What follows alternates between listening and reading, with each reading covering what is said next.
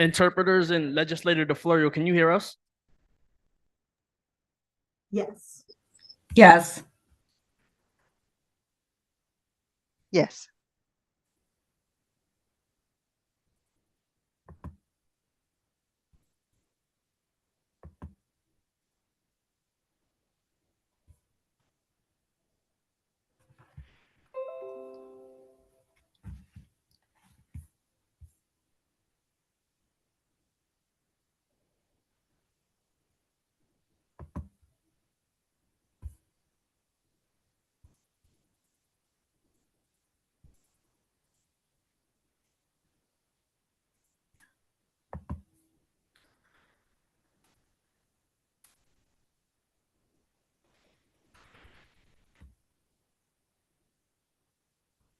Legislator DeFlorio, can you hear us? Yes. Okay, thank you.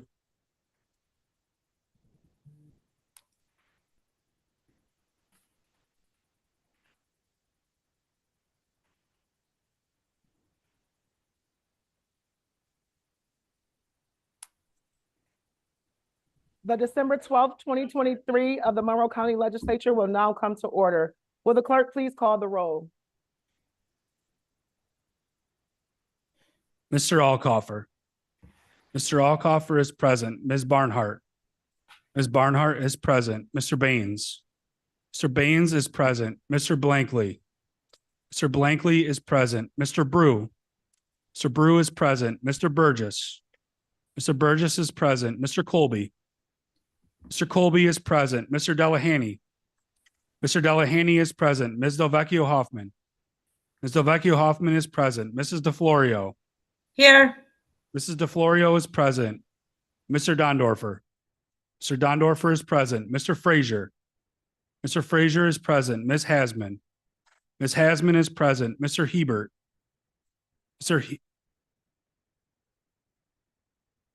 Ask the door to be closed or somehow control the crowd noise. I can't really hear what's going on.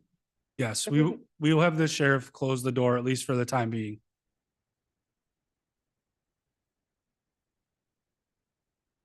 Has to stay open. Sheriff, can you please just crack the door? Thank you.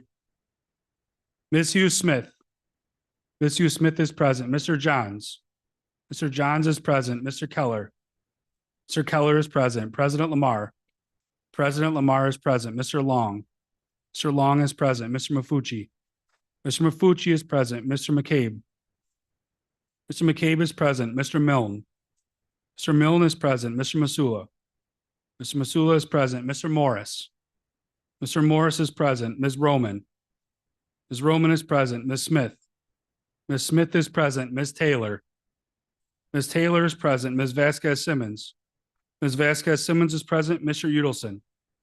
Mr. Udelson is present. I would like to introduce Father Philip Weiner, Archpriest of St. Joseph Fast Ukrainian Catholic Church, who has been invited by Legislator Masula to lead us in a moment of prayer. I would ask everyone to please rise. In the name of the Father, and of the Son, and of the Holy Spirit, amen. O Heavenly Father, we ask you to send your Holy Spirit upon our government, our county executive, this legislature, during this legislative meeting.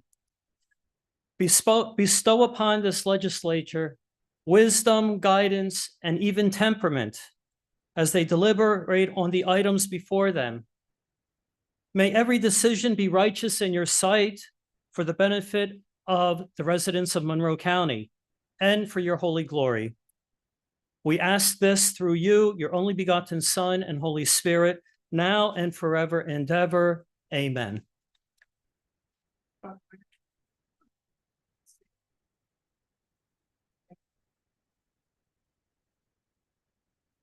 Please remain standing as Legislator Masula will now lead us in the pledge of allegiance.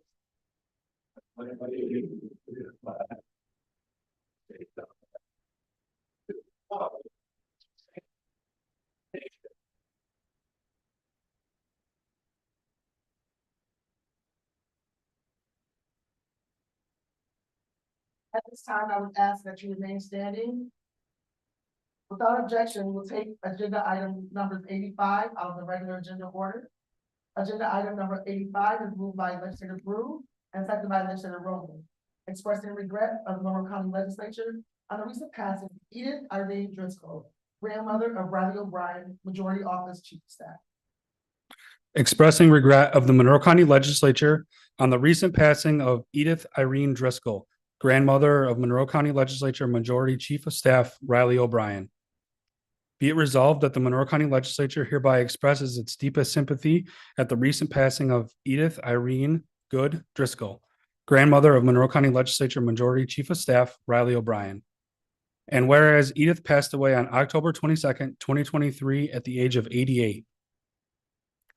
And whereas Edith was born in Ionia, New York to parents Martha and Frank Good, a graduate of Rochester Business Institute, she began her career at Eastman Kodak Company. A longtime legal secretary, Edie worked at Harris Beach and Underberg and Kessler before retiring in 2009. In her free time, Edith had a lifelong love of music.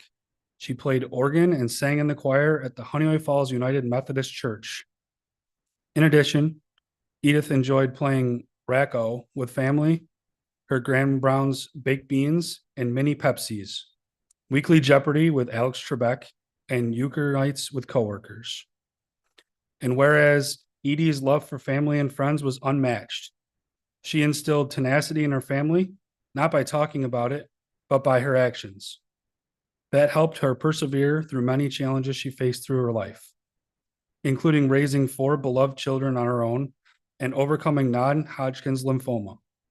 Edith served as a light and inspiration to all she encountered, a constant reminder of the inherent joys of life. And whereas Edith is survived by her children, Dana and Dawn Driscoll, Gregory and Diana Driscoll, Eric and Ann Driscoll, and Amy Driscoll. Grandchildren, Patrick Driscoll, Julie Brennan, Katie Driscoll, Lauren Driscoll, and Riley O'Brien. Great-grandchildren, Devin, Maylee, Mick, and many other friends and family. Whereas Edith will be remembered for her kind heart, beautiful smile, and love of family and friends. As she said it best, Edie Good is good. Be further resolved that the clerk of the legislature is hereby requested to forward a copy of this resolution to the bereaved family. This resolution was adopted unanimously, with each legislator rising in his or her place for a moment of silence.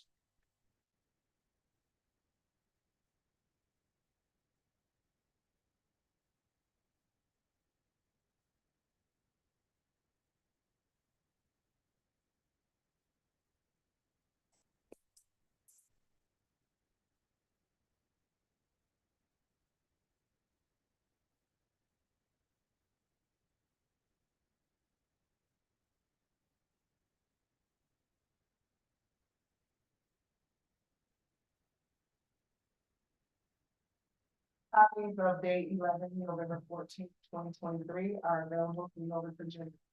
Without exception, this journal will stand approved and submitted. Legislators, the summary of town budget and proposed resolutions for tonight's meeting are also available on Nova Virginia.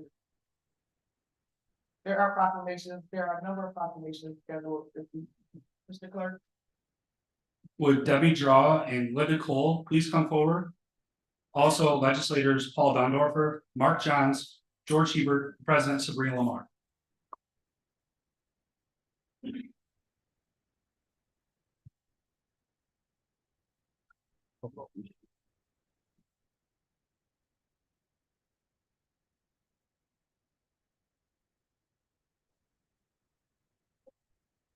Whereas having committed in dedication to one's community are admirable traits, and in Monroe County, we are fortunate to have many men and women who serve our community each and every day. One such public servant is Debbie Draw, who has spent 17 years giving her best to the town of Penfield. And whereas Debbie has spent her entire career serving our community in a variety of ways, prior to her service as town supervisor, Debbie served for 10 years as Monroe County legislator from 2009 until 2019. In this position, she served as the vice president of the Monroe County Legislature, former chairwoman of the Ways and Means Committee and Human Services Committee. and also served as vice chair of the Public Safety and Human Services Committees. And whereas Debbie is known for her impeccable work ethic and the respect she receives from her peers, Debbie was appointed to her current position as town supervisor in May 2023. During her tenure with the town of Penfield, she has served as a town board member from 2006 to 2009, chairing the Public Works Committee and acting as a liaison to the Conservation Board, Fire Districts, Historic Preservation Board, and the Penfield School District. Debbie has most recently served as town councilperson from 2020 to 2023, serving as deputy town supervisor from 2022 to 2023. She is a liaison to the town board for the Health and Wellness Committee, Monroe County Sheriff, New York State Police, Penfield Business Chamber, Planning Board, Transportation Committee, Watershed Committee, and the Zoning Board of Appeals. And whereas the town of Penfield and all of Monroe County have been fortunate to have Debbie as a public servant, Debbie has truly exemplified professionalism and commitment to public service throughout her entire career. Her leadership and dedication have been an asset to our community, and her impact will be seen for years to come. Now, therefore, we, Sabrina Lamar, President, Mark Johns, Legislator, District 8, Paul Dodorfer, Legislator District 9, and George Hebert, Legislator District 15. On behalf of the entire Monroe County Legislature, do hereby present this certificate of achievement to Debbie Draw on her well-deserved retirement from her position as Penfield Town Supervisor.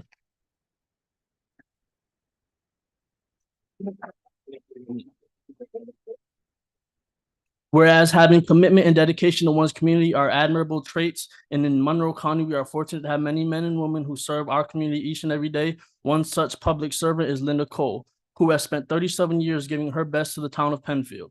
And whereas Linda has spent her entire career serving our community in a variety of ways, Linda was elected to the Penfield Town Board in 1992, a position she has consecutively held ever since. In this position, she served on many committees, such as Bicentennial Committee in 2010 as chair, the 2001 Open Space Committee, and the Town Open Space Update Committee in 2005, focusing on keeping the history and character of Penfield alive. She also is a supporter of the Penfield business community and an active member of the Penfield Rotary. And whereas Linda is known for her hard work and dedication to the town of Penfield, Linda has been a strong advocate for space and town revitalization. She has served on the Planning Board, Zoning Board of Appeals, Parks and Recreation Advisory Board, and the Waterfront Committee.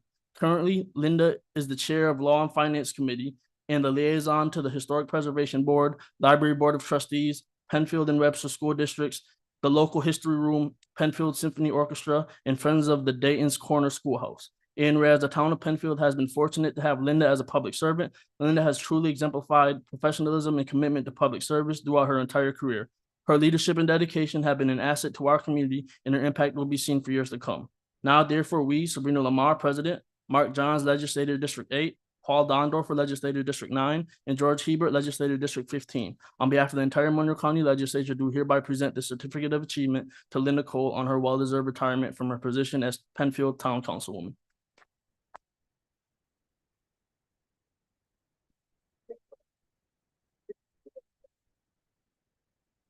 Didn't know we were going to talk. It was, but I really appreciate this recognition certificate. It's been my honor to be a town representative all these years. And just for the record, I started here as staff. I worked here when I got out of college for a couple of years, 1982 to 85. So it's kind of fun being back here and seeing, how it all runs in this day and age. But I really enjoyed my time on the town board. I'm not going anywhere. I'm going to be very active in the community. And I really appreciate being recognized today. So thank you very much. Well, this is wonderful being back here. Thank you so much. I'm honored. County Executive Bello for this proclamation. Sabrina Lamar's, Paul Dondorfer, George Hebert, Mark Johns. I've served with so many of you here down in the legislature, and I couldn't be more honored and pleased in the work that you all have done here. It's been my honor and my privilege to serve the people of Penfield, not only in Penfield, but also here. So I know that you are carrying on the good work. I might be back sometime because I never got that spot. I always wanted to get that spot up there, but no, and I don't think I ever will, but anyways, I wish you guys all the best. And I know that you guys are working, and I love that you guys are working together. I think we always strive for that. So best of luck to all of you. And thank you again for this wonderful honor. I appreciate it. Thank you. Have a nice Christmas.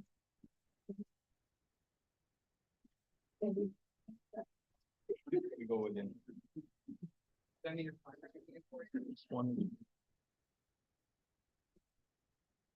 Would Pat Knapp please come forward?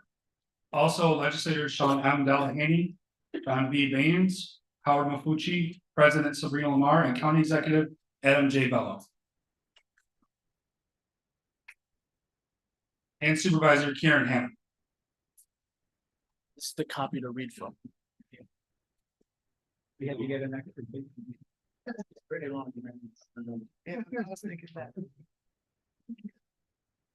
This is Sabrina Lamar.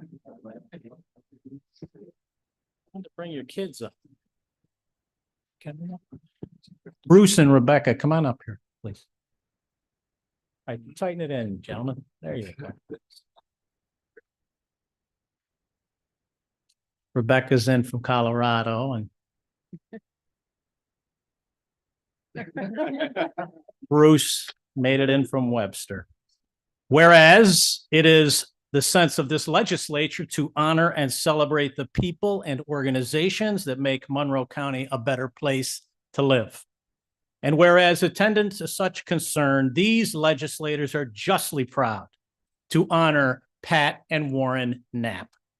Whereas Pat and Warren Knapp, both lifelong residents, 80 plus years, of Parenton, Fairport, and both graduates of Fairport High School, parents of Fairport High School graduates, Bruce, Rebecca, and Ryan, each married and parents of 2 children, giving Pat and Warren 6 grandchildren to love.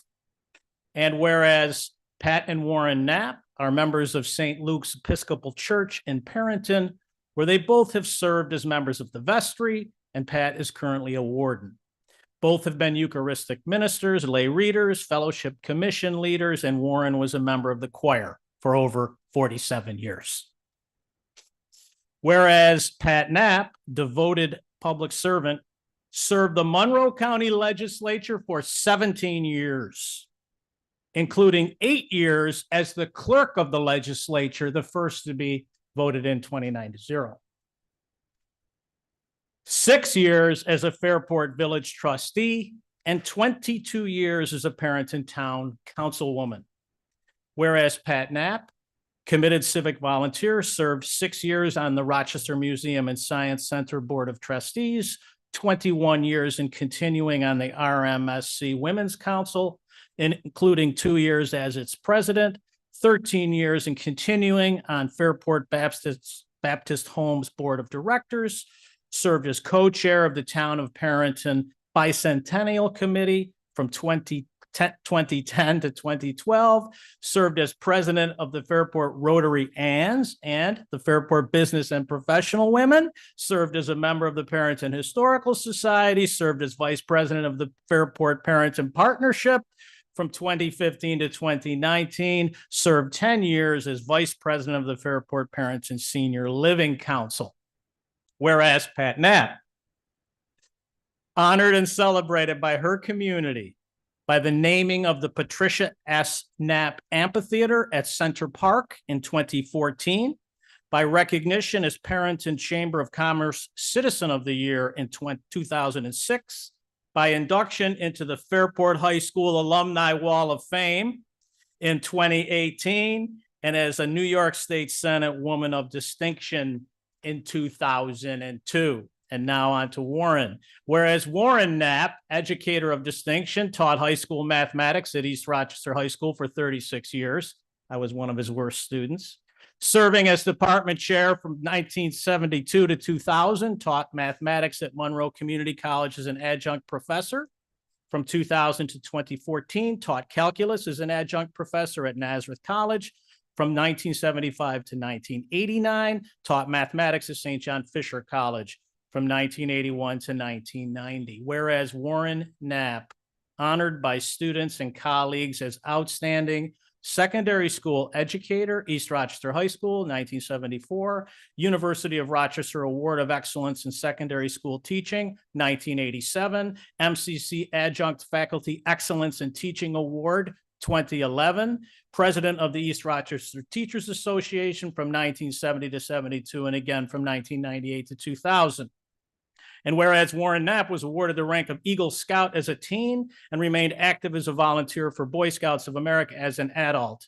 And in over 50 years of leadership with the Fairport Rotary Club, exemplified the Rotary motto of service above self, including roles as president, district governor's aide, board member, and as longtime treasurer for the LPGA charity golf tournament. And whereas Warren Knapp was named a Paul Harris Fellow, Rotary's highest honor, and whereas the legacy of Pat and Warren's 58-year marriage lives on since Warren's passing in August of 2022 in their children, in their grandchildren, in Pat's continued service, and in their positive impact that will live forever in the Fairport Parenton community. Whereas today, December 12th, 2023, has been declared Pat and Warren Knapp Day by the town of Parenton. Thank you, Karen. Now, therefore, let it be known that we, County Executive Adam Bello, President Sabrina Lamar, Legislator Howard Mafucci, District 10, Legislator Sean Delahanty, District 11, Legislator John Baines, District 18, former Legislator Kieran Hanna, District 18. On behalf of a grateful Monroe County Legislature and a grateful community, we hereby recognize and honor Pat and Warren Knapp for their commitment to serving Fairport, Parenton, Rochester, and Monroe County on this 12th day of December, 2023.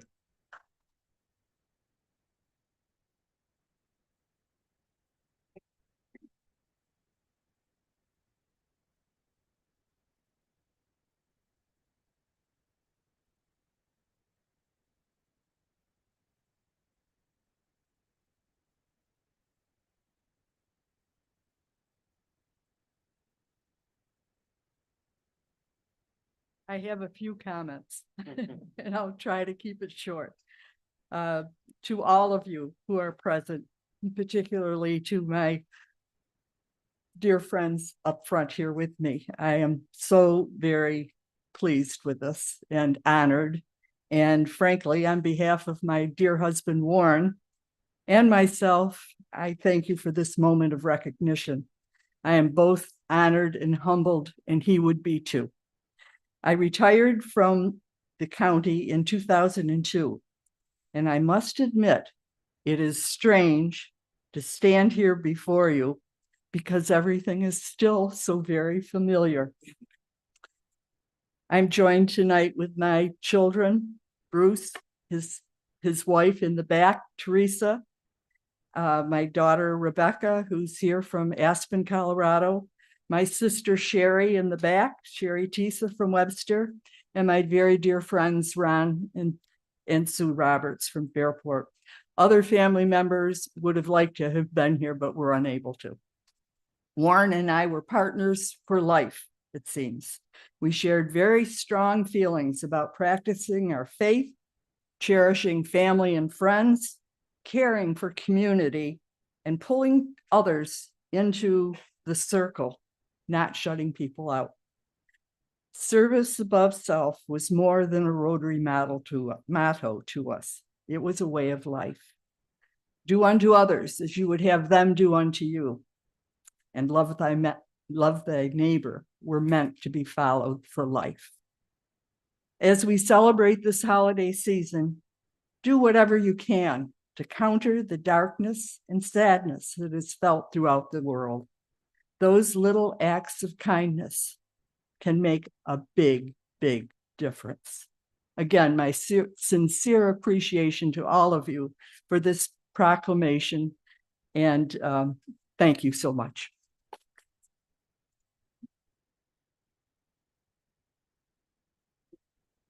Thank you.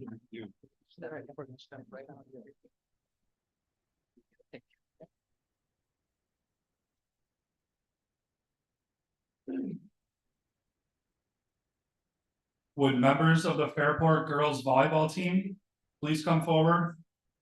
Also, legislators Sean Delahanty, John Baines, President Sabrina Lamar, and County Executive Adam J. Bello.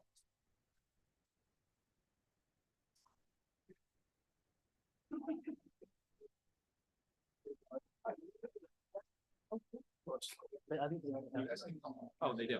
I believe so. How are you?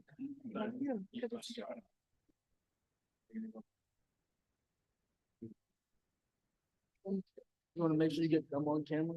I don't need to be on camera. Oh. Whereas the ultimate goal of a team is to attain victory, and the Fairport Red Raiders girls volleyball team was able to do so at the highest level, winning the 2023 New York State Championship. The Red Raiders' journey to victory showcased a level of skill and athleticism that made our community proud. Each hit, block, and dig contributing to their many victories throughout the season. And whereas in addition to their stellar performance on the court, the Red Raiders demonstrated a commitment to teamwork and sportsmanship that exemplifies the true spirit of athletic competition and is indicative of its values to the people of Monroe County whole. And whereas behind every victorious team are dedicated coaches, staff, and enthusiastic supporters, and we thank the coaches, administration, and fans of Fairport High School for what they do to support the team. And whereas Monroe County is proud to have student athletes who are able to succeed both on the court and in the classroom. Their dedication to the sport, sportsmanship, and community pride serves as a beacon for aspiring athletes, reminding us all with hard work, perseverance, and a united spirit, great heights can be achieved.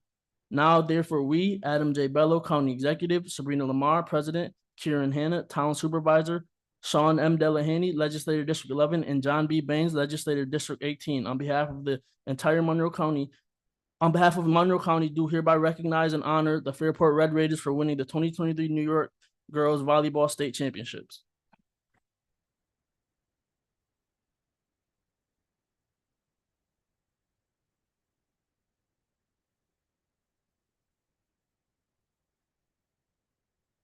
You don't have to. All I'll say is thank you guys so much. I mean, these girls are great, and it's just been an honor to kind of serve the community. And I know a lot of Fairport families are here, and they're the reason why we got so far is from their support and love as family members. So I'm sure you guys know family's everything, and these girls are mine. So thank you guys.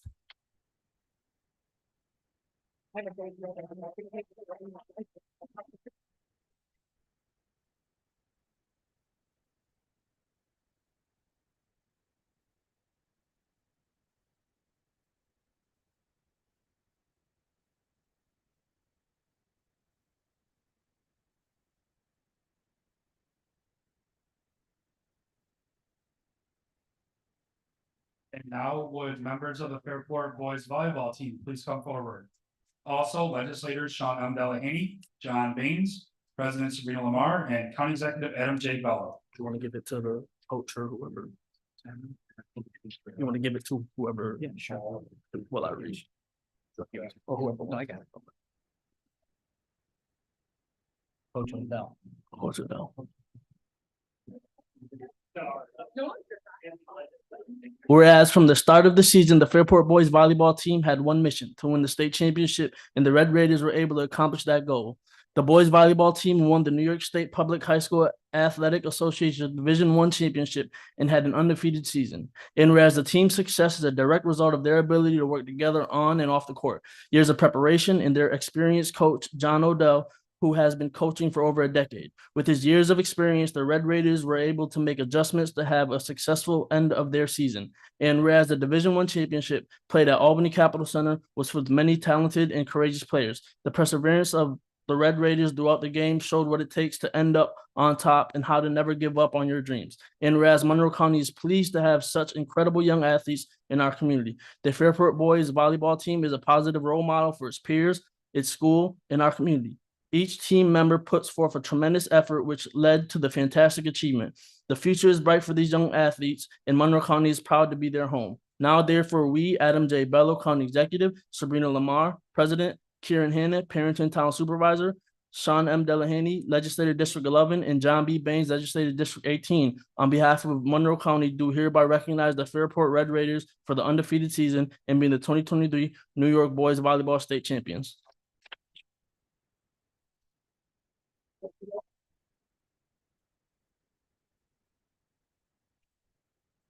It's an honor to be here today and represent Section 5 in Monroe County at the state level.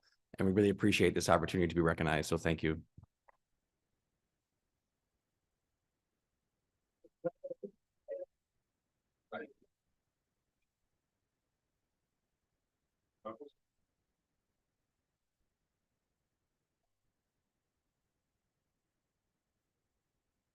Want to give this one next one?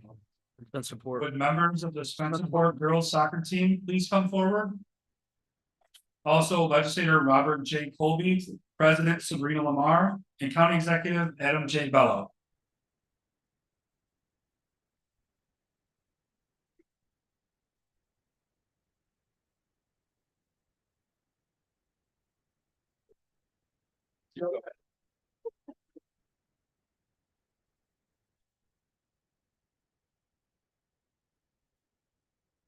Whereas to win a state championship is the crowning achievement for young athletes in New York. It is the culmination of a season's worth of hard work, dedication, excellence, and execution. The athletes of the Spencerport Rangers girls soccer team embodied all of those qualities this season when they captured the school state championship in their 50th anniversary season. And whereas championship teams are successful due to not only the athletes, but the commitment and passion of a great coaching staff.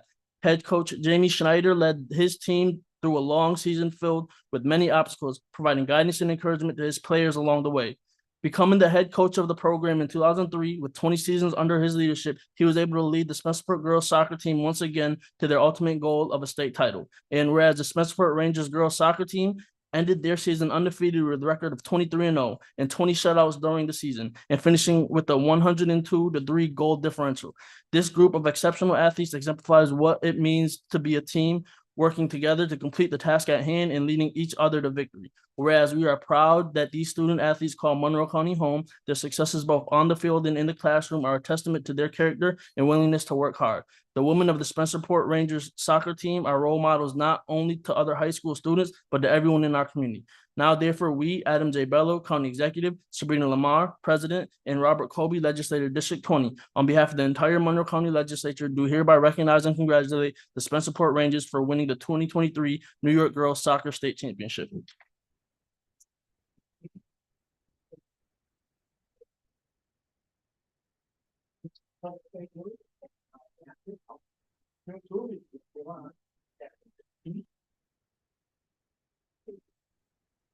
Thank you very much for this honor. Obviously, you heard their accomplishment. They did a fabulous job on the field. And also I want to note is what great student athletes they are. They had a 97 average this year.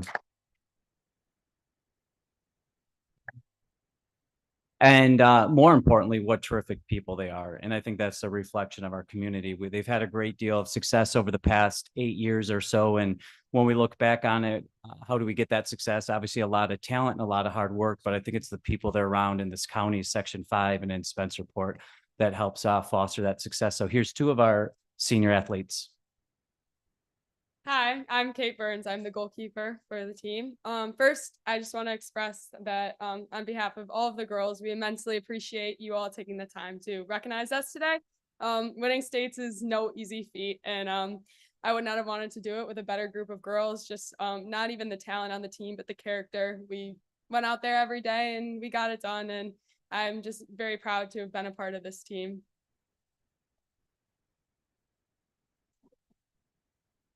Hi, I'm Kendall Mesh. I'm a defender on our Spencerport girls team. Thank you for having us here tonight and recognizing our team for our efforts throughout the season. We are incredibly honored to be here and thankful. We wouldn't be able to be here without the endless support from our families, our coaches, and the community. It's hard. It's a hard goal to accomplish, but we did it. This season's going to go down in history, and I had a great time. I'm leaving my senior season with a great memory that will last a lifetime. So thank you.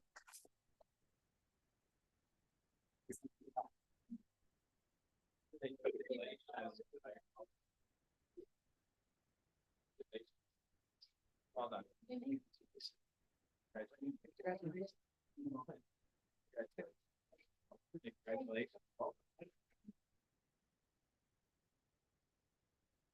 Would members of the Roman Rivera family please come forward? Also, Majority Leader Steve Brew, Minority Leader University Roman, Legislators Blake Keller, Frank Alcoffer, George Hebert, Mercedes Vasquez Simmons, William Burgess, and County Executive Adam J. Bello.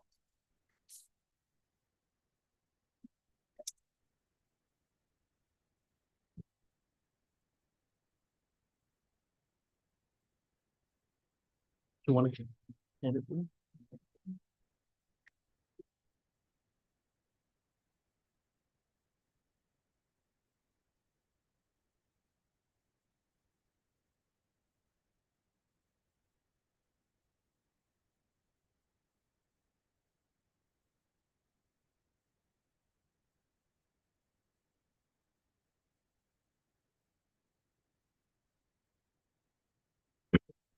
Whereas dedicating your life to the service of others is making a commitment to your community, it is one of the most admirable and courageous decisions one can make. Those who put service over self should be held in high regard. Ramon Rivera was a hero who dedicated both his personal and professional life to serving our community. And whereas Rivera served in the United States Army from 1952 to 1955 during the Korean War, he was responsible for guarding and reinforcing the demilitarized zone. Upon the end of the war, ensuring that the South Korean people would no longer be oppressed or victimized by the North. And whereas after being discharged from the Army, Ramon Rivera served as a police officer in Puerto Rico, where he continued to put others' safety and well-being before his own. And whereas Rivera relocated his family to Rochester in 1960, where he dedicated himself to teaching the English language to migrant workers. In 1970, he became an electrician and worked the rest of his career for Kodak. Ramon Rivera was truly a pillar of service and generosity, and we are lucky to have had such an inspirational figure in Monroe County. And whereas Ramon Rivera is survived by his children, Jose Ramon Jr., George, and Norma, who are all heavily involved in the Hispanic community in Monroe County, their father would be very proud of their commitment and dedication to their vibrant heritage and cultures. And whereas on behalf of all of Monroe County, we honor Ramon Rivera's legacy as a hero and public servant, and we thank his family who sacrificed so much. Now, therefore, I, Adam J. Bello, Monroe County Executive, Sabrina Lamar, President, Majority Leader Steve Brew, District 12 Minority Leader Yaversa Roman, District 26, Legislator Blake Keller, District 1, Legislator Frank Alhofer, District 4, Legislator George Hebert, District 15, Legislator Mercedes Vasquez Simmons, District 22, and Legislator William Burgess, District 29, do hereby proclaim November 12th, 2023 to be Ramon Rivera Day in Monroe County and call upon every resident to celebrate and honor the life of Ramon Rivera and his legacy that he has left here in Monroe County.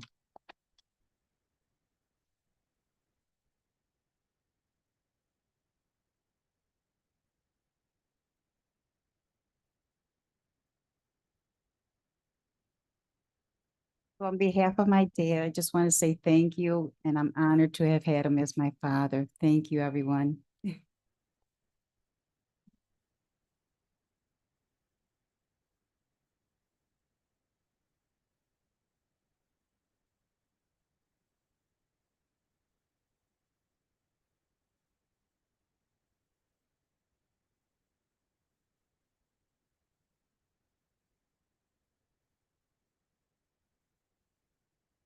Would Clem Chung please come forward?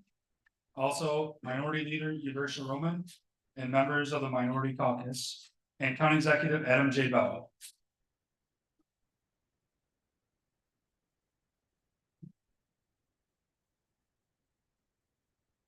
You want to, are you going out with them? You want to get them?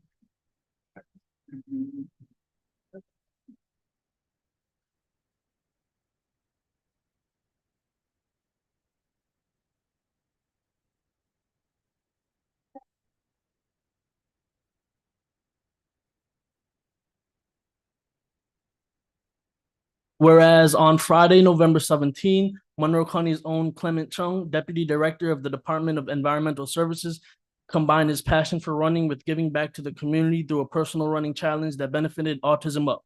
And whereas in 2021, the CDC estimated 1 in 44 children are diagnosed with autism. The Autism Up 144 challenge draws attention to the statistic through a Herculean effort comprised of running an ultra marathon around the perimeter of Monroe County, a total of 148 miles in 50 hours and 32 minutes, setting a record of the fastest known time. And whereas Autism Up is Rochester's leading autism support system, serving Monroe County and the surrounding region through awareness, education, connections, and direct programming. Every day, Autism Up supports over 3,300 families, championing a variety of services, programs, and classes that cover personal fitness, life skills, social interaction, family navigation, and training for the community. And whereas for Clem, service is a way of life. In his professional life, he makes significant contribution to the community through his work in Monroe County's Department of Environmental Services, with an eye towards protecting our environment and future. Equally notable is his impressive resume of personal service and volunteerism.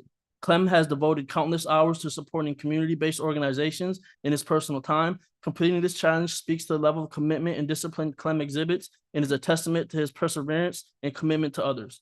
And whereas on behalf of Monroe County, we offer our most sincere congratulations to Clem Chung on completing Autism Up 144 Challenge and offer our resounding thanks for his commitment to the county and our community. Now, therefore, I, Adam J. Bello, Monroe County Executive, and the Monroe County Legislature Minority Caucus do hereby proclaim December 12th, 2023 as Clement Chung Day in Monroe County and call upon every resident to celebrate and thank Clement Chung for making Monroe County a better place for all.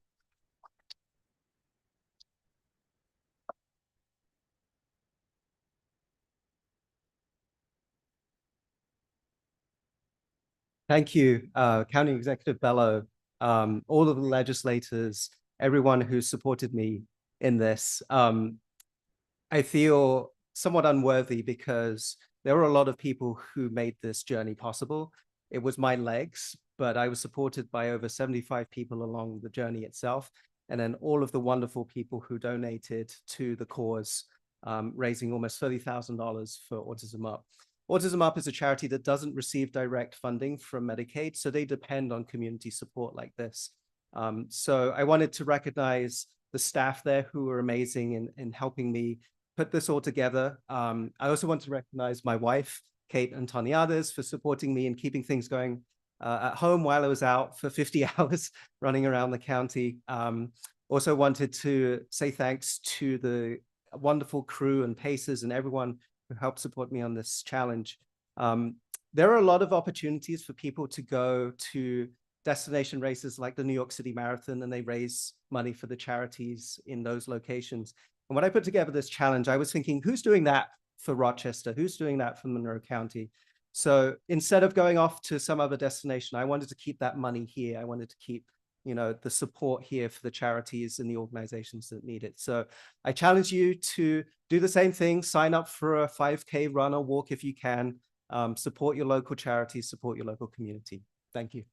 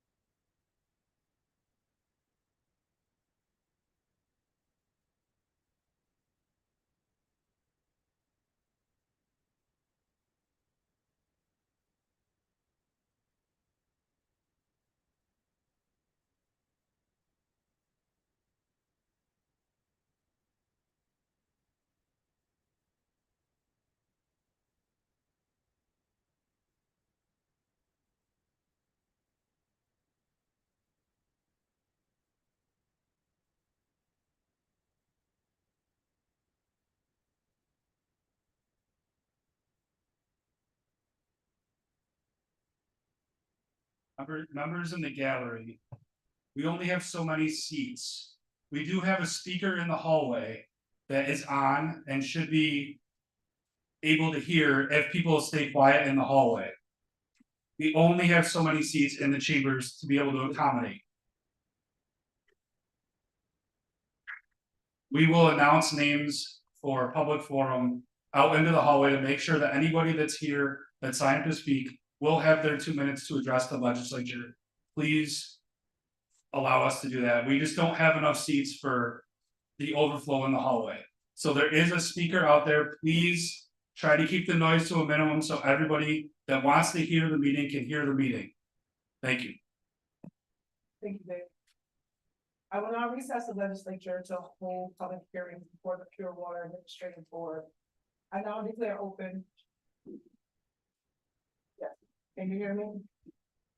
I now declare open the public hearing on resolutions entitled Establishing Scales of Charges for the Rochester Pure Waters District, County Sewer District for Monroe County, New York. There's no one registered for this public hearing this evening. This public hearing closed. I now declare open the public hearing on resolutions entitled Establishing Scale of Charges for the Gates Charlotte Ogden Sewer District, County Sewer District for Monroe County, New York. There is no one registered for this public hearing this evening. The public hearing on resolution entitled Establishing Scale of Charges for the Arundecoy Bay South Central Pure Waters District, County Sewer District for the County of Monroe, New York. There's no one registered to address the legislature at this public hearing this evening. This public hearing closed. I now declare open the public hearing on resolutions entitled Establishing Scale of Charges for the Northwest Quadrant Pure Waters District, County Sewer District for County of Monroe, New York. There's no one registered for this public hearing this evening. I declare this public hearing closed. I will now reconvene the December 12, 2023 meeting of the Monroe County Legislature. I will now recess the legislature to hold a series of public hearings before the legislature. I now declare open public hearings on local laws entitled Uniform Code Enforcement. There's no one registered for this public hearing this evening. There being none, I declare this public hearing closed. I now declare open the public hearing on local law entitled Authorizing a Lease by Negotiation with 150 Bellwood Drive LLC for use and occupancy of space at 150 Bellwood Drive, Town of Greece, New York. There is no one registered to address the legislature at this public hearing. There being none, I declare this public hearing closed. I now declare open the public hearing on resolution entitled Approving Increase with an Improvement of Facilities in Northwest Quadrant Pure Waters District, General Pump Station, Interceptor, and Treatment Plant Improvements. There is no one registered to address the legislature at this public hearing. I declare this public hearing closed. I now declare open the public hearing on resolutions entitled Approving Increase and Improvement of Facilities in Gates Charlotte Ogden Sewer District, General Collection System Improvement. There is no one registered to address the legislature at this public hearing. This public hearing closed. I now declare open the public hearing on resolutions entitled Approving Increase and Improvement of Facilities in Rochester, Pure Waters District, General Collection System, and Treatment Plant Facility. There is no one registered to address the legislature at this public hearing. There being none, I declare this public. I now declare open the public hearing on resolutions entitled Approving Increase and Improvement of Facilities in Rochester Pure Waters District, Genesee Valley Pump Station. There is no one registered to address the legislature at this public hearing. There being none, I declare this public hearing closed. I now declare open the public hearing on resolutions entitled Approving Increase and Improvement of Facilities in Arundecoy Bay South Central Pure Water District, General Pump Station, and Interceptor Improvements. There is no one registered to address the legislature at this public hearing. There being none, I declare this public hearing closed. I will now reconvene the December 12, 2023 meeting of the Monroe County Legislature. There are no formal committee reports scheduled for this evening. We will now hold the public forum. We have several people registered to address the legislature. Mr. Clerk? If you require assistance, a deputy is available to assist you in approaching the lectern. I will call 3 people forward at one time. Each speaker will have 2 minutes in which to address the legislature, and kindly conclude your remarks when the timer sounds, and please exit through the back of the chambers over to my right. Thank you for your cooperation. And as you can see, we have many people signed up to speak. Please adhere to the 2 minutes and please, sheriffs notify anybody in the hallway of each time I call names. So everybody out in the hallway knows that their name is being called and that they can come forward to speak. The first 3 speakers are Arwen Fox, Carter Remy, and Gabe Martinez.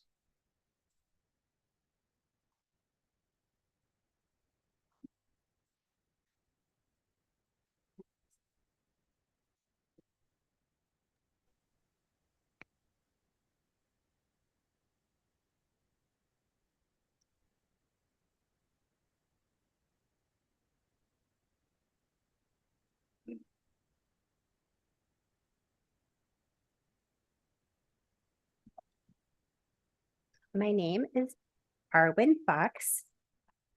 My name is Arwen Fox. I used to live on Reynolds Street. I go to RSD, Rochester School for the Deaf. I am in the 4th grade. In 19 days, I will be 10 years old.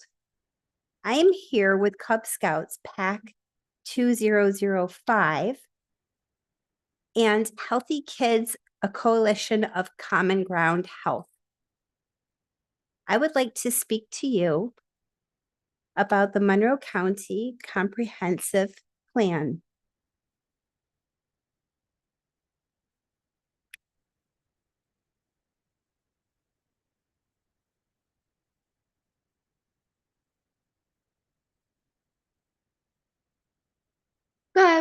Safety and routes to play. We have to make it safer for kids to walk and bike. The Kia Boys destroyed our neighborhood. They made it unsafe to walk and bike to play spaces. The Kia Boys almost killed my brother when he was playing outside. We could not walk to the playground or to the library. We could not play at our playground. We were forced to leave our home.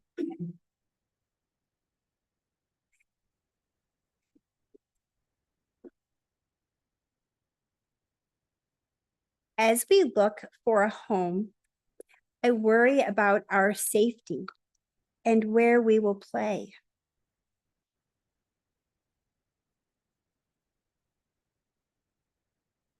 That is why I am asking Monroe County Legislative to put kids first in the county's plan update. I support the Healthy Kids Coalition's recommendation. We are sharing today. Together, we can ensure Monroe County is the best place for everyone to equitably live, work, and play. As a scout, I am here to ask, what can I do to help?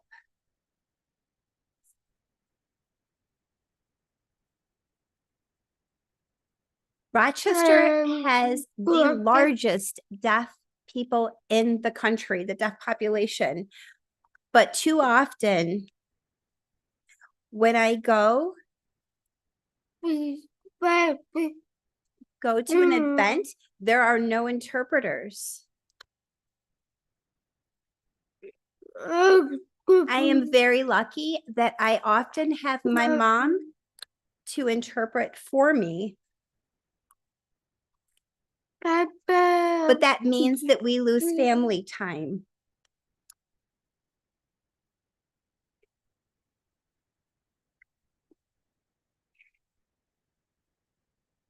Recently, we went to the Fringe Festival and my mom interpreted for me and other deaf people. We had been going there for 11 years. Events like the Lilac Festival are not accessible. We are left out of many events and conversations. We also need safe places to live. Everything is so expensive. Thank you.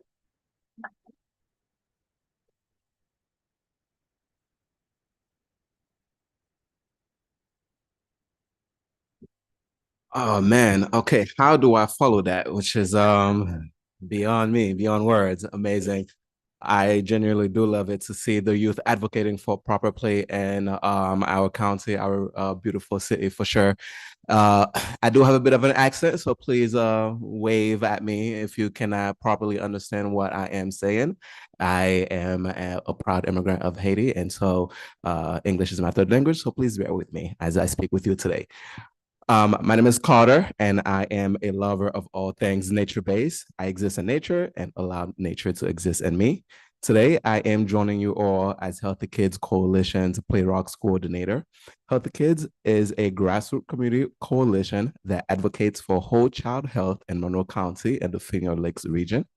The coalition brings together 98 community members to advocate for policies, systems, and environmental changes that support kids' health and well-being in our community.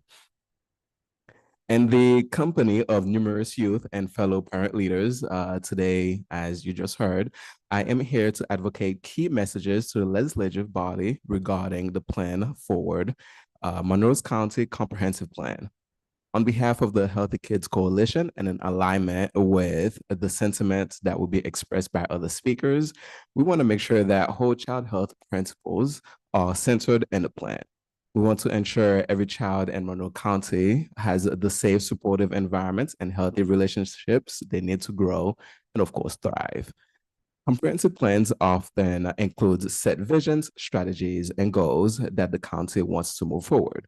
Nationwide, comprehensive plans are addressing crucial aspects such as land use, economic vitality, community livability, health and wellness, walkability, bikeability, playability, active living, sustainability, and racial equity, amongst many others. These plans serve as unique instruments to enhance the health and well-being of children across our beautiful nation. Right? By establishing the vision for municipalities and counties, therefore, I implore the Monroe County Legislature to prioritize the need of children and the upcoming comprehensive plan update for the city. Together, we can ensure that Monroe County becomes a city that is the epitome of equitable living, working, and playing for everyone. Thank you all.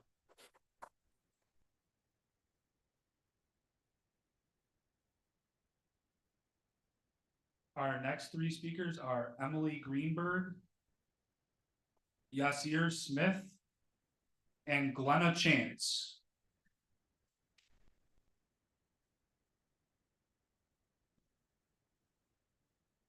Emily's not here.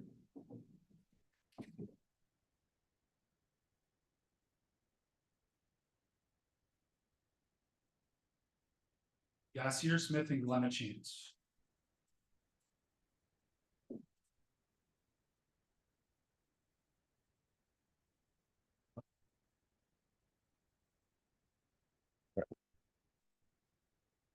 Good afternoon, legislators, city citizens, community leaders, youth of Monroe County, and any visitors here in our fine legislative building.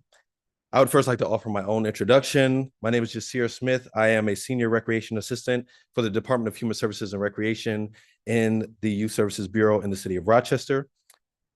At the age of 21, I've come to find that I've been afforded many rights and opportunities that were not available to me even 3 years ago.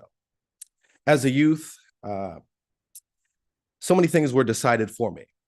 It was too dangerous to walk to recreational centers and too dangerous to play outside, so I wasn't allowed to go.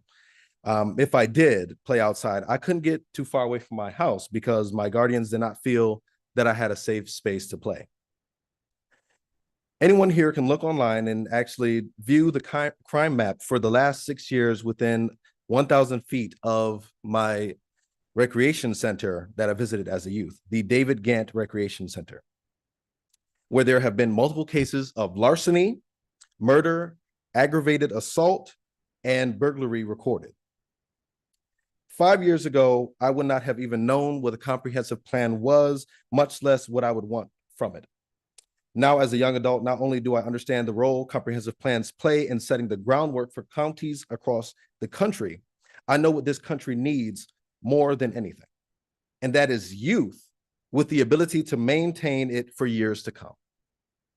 Those very same youth have needs that are not being met. Needs like equitable opportunities for safe play, safe spaces to play, safe neighborhoods to live in, and ways to manage and cope with mental health to ensure personal psychological safety. How could any of us ask for more than that? Is it so hard to ask for our children to have better? Why can't we bring safe play to Rochester? If we can ensure every family, every child has access to support and resources to benefit their health mentally and physically, why aren't we doing it already? That's why I'm here advocating to Monroe County Legislator to put our children first in this county comprehensive plan updates, and I actively affirm and support the Healthy Kids Initiative towards making Monroe County the best area for families to live, work, play, eat, and grow equitably. Thank you.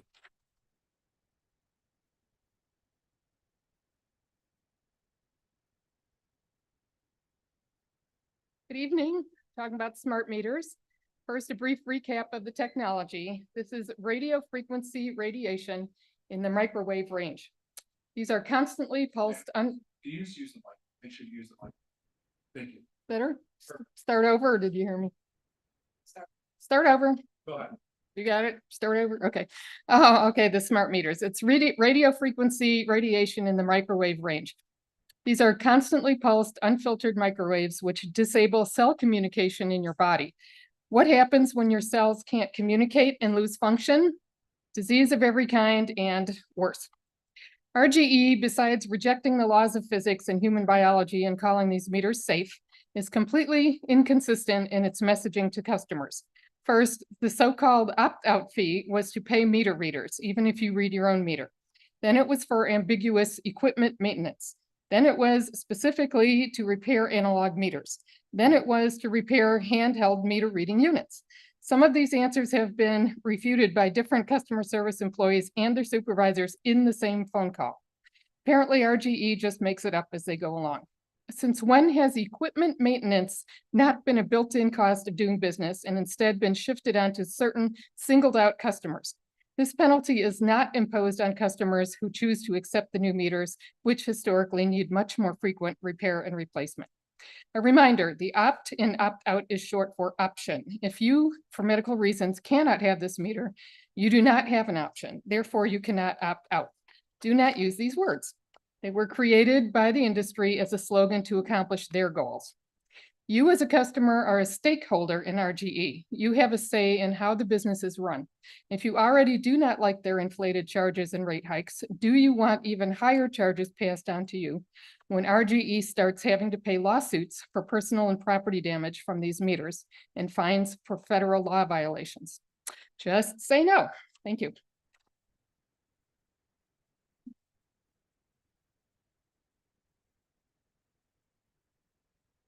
Our next three speakers are Mike Cerami, Jessica Kilpatrick, and Laura Festa.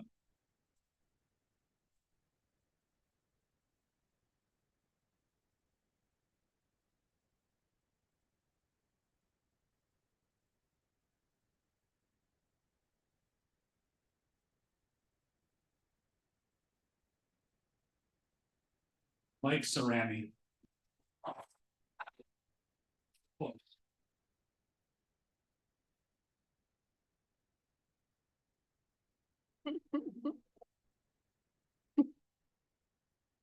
My name is Laura Festa, and I am speaking for Matt Ferris. He's a senior examiner, Monroe County worker.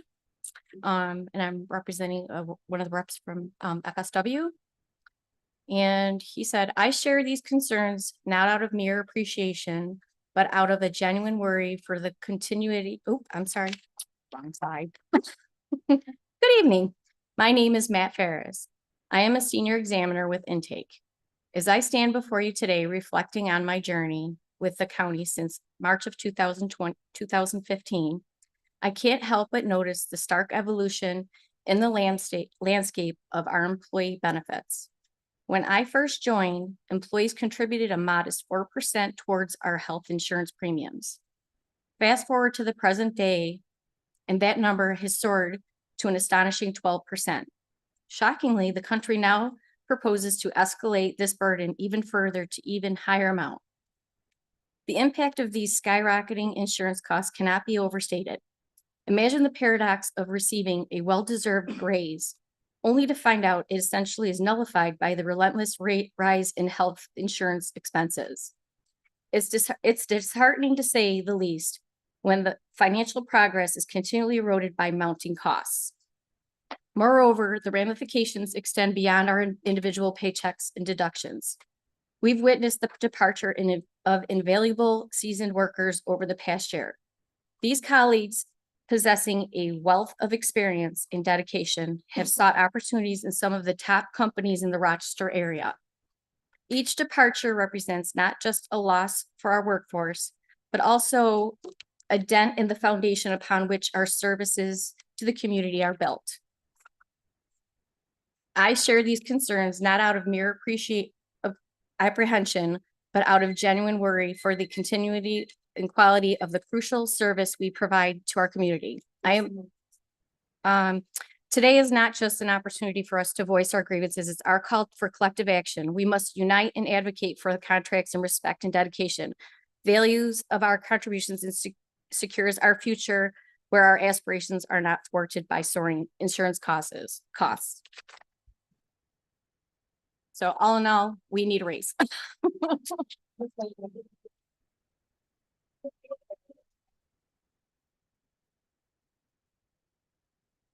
Good evening, ladies and gentlemen. My name is Michael Cerami, and I'm a high school senior, so I'm probably one of the youngest people in this room.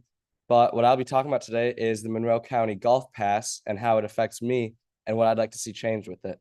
So besides just being a high school senior, I'm also a big golf advocate. I'm on my golf team.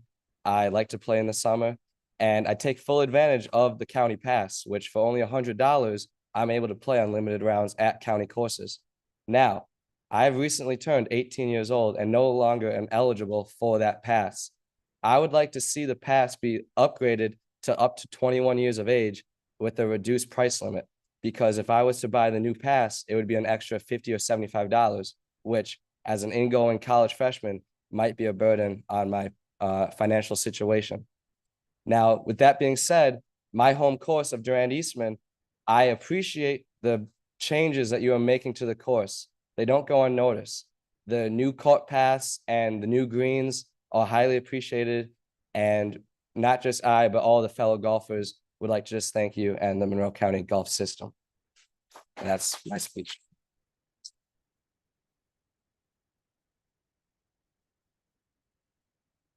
Hi, my name is Jessica Kilpatrick. I'm back again.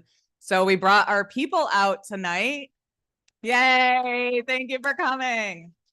So I usually come and speak because I work for Child Protective Services.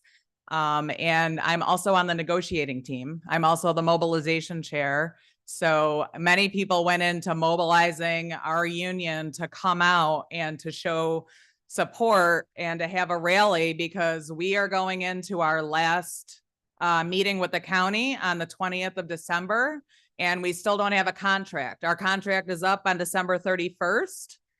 We have an 8% increase in health insurance premiums, and our wages are not being met adequately.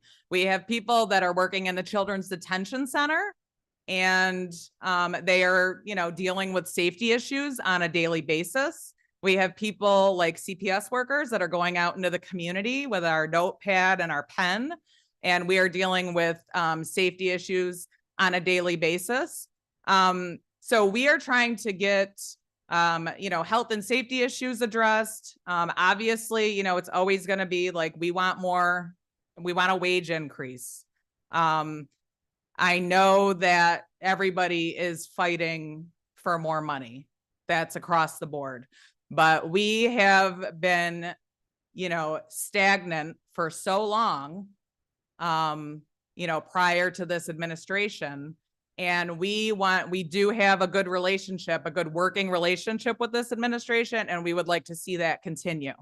So we are asking for wages to increase, for our health insurance to be capped, and for the needs that we're talking about, especially for like extra mental health days, not to count against our sick time, not to count against vacation, nothing like that, because of all of the trauma that we are seeing while we're at work. Okay, thank you. I'll see you in January.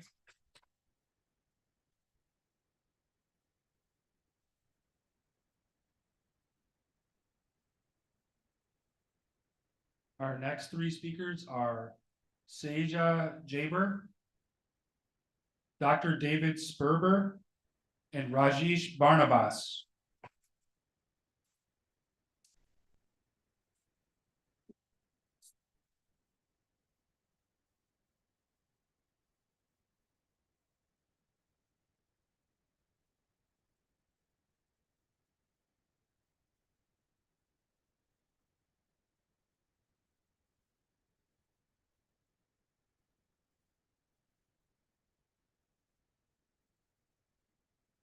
Hi, my name is Seja Jaber.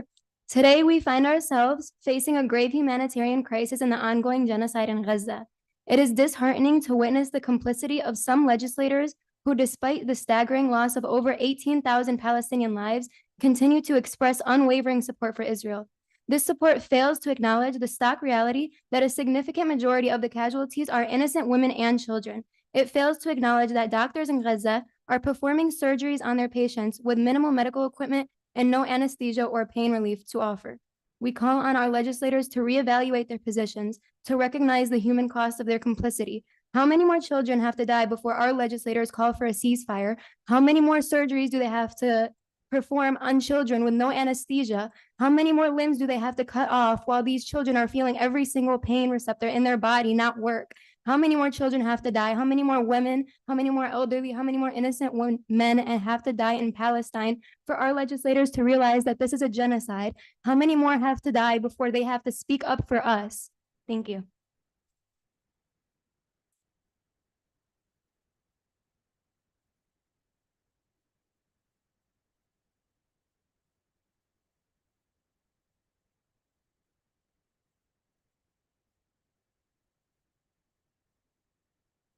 Hello, I'm Dr. David Sperber. I'm a medical doctor here in Rochester, and I'm Jewish, and I am a founding member of Rochester Jewish Voice for Peace in 2014. I've also been to Gaza as part of a humanitarian medical delegation, and when I went to Gaza, I carried in 200 pounds of psychiatric medications. I'm a psychiatrist, because they could barely get any psychiatric medications. It should be known that Israel, in violation of international law, had a siege on Gaza that was strangling it to death since 2007. That's 16 years as of October 7th. And in addition to psychiatric medications, they were not allowing in cancer treatment. So there was almost no chemotherapy and no radiation treatment available for cancer patients in Gaza. It should be known that as an occupying power, there are certain things that Israel is not allowed to do, like collective punishment, which is what it was doing to Gaza, and certain things that it has to do, which is to take care of the healthcare needs of the occupied people. It was doing the opposite. It was targeting the healthcare needs, and it continues to do that in the onslaught that is happening now. 26 hospitals have been bombed and put out of service. As of December 5th, 56 ambulances were targeted. But I know that there's another ambulance, that at least one more, because this past Saturday, a young Gazan physician whom I know, whose name is Hytham, was working in an ambulance in Gaza City when an Israeli sniper attacked the ambulance, shot and it critically injured everybody in it. When Hytham, who had been shot in the abdomen, came out of the ambulance, the sniper shot him again in his thigh. He's now in a hospital with pus oozing from his wounds because there's no antibiotics available in the hospital that he's in Gaza.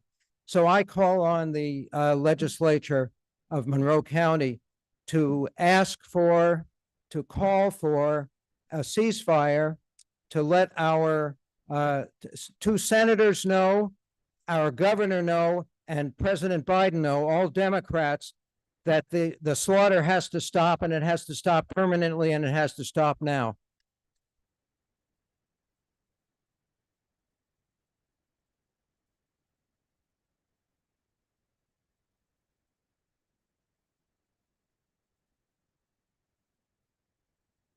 Our next three speakers are Asa Adams, Nikki Piora. I apologize. And Mary Elliott.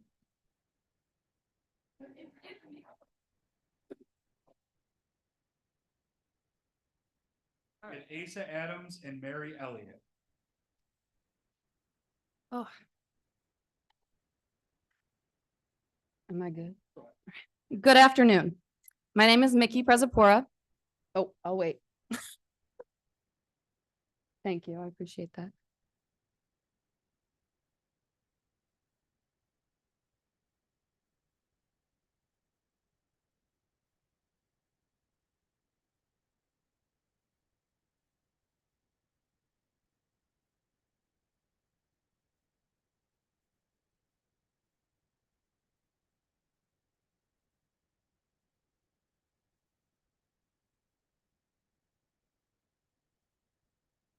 All right, good afternoon, guys. My name is Mickey Prezapora. I'm a graduate from SUNY Oswego, and I'm currently going to UB for my master's degree.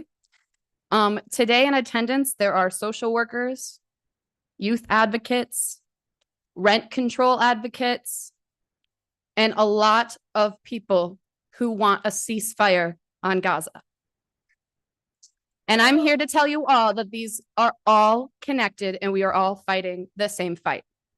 This budget that is proposed is proposing $20.5 million increase for our sheriff's department. What for? For more policemen to ticket our cars. This morning, I went down to the court office to fight a $50 parking ticket that I received for no reason because I was parked legally and the cop read the sign wrong. I had to pay for a meter outside of the courthouse, take a day off of work, and spend an hour of my time to fight a $50 ticket that I should have never received. And yet the county wants to give $20.5 million more to the sheriff's department. While we have social workers, youth advocates, rent control advocates, all here today asking for more money for our children to grow old and be safe and healthy, more money for our healthcare workers to be able to make living wages, for people to be able to have a home and not go homeless because their rent is too high. And all of these are connected because our government continues to send hundreds of billions of dollars to Israel to bomb children of Gaza. As we've already heard, there's been 18,000 Palestinians killed so far. 10,000 of those and more are children. Over 1,000 of those Palestinian children have lost limbs. This is all the same fight. We need to defund our police systems and put more funding into our social work systems, our welfare systems, and our youth care. Thank you.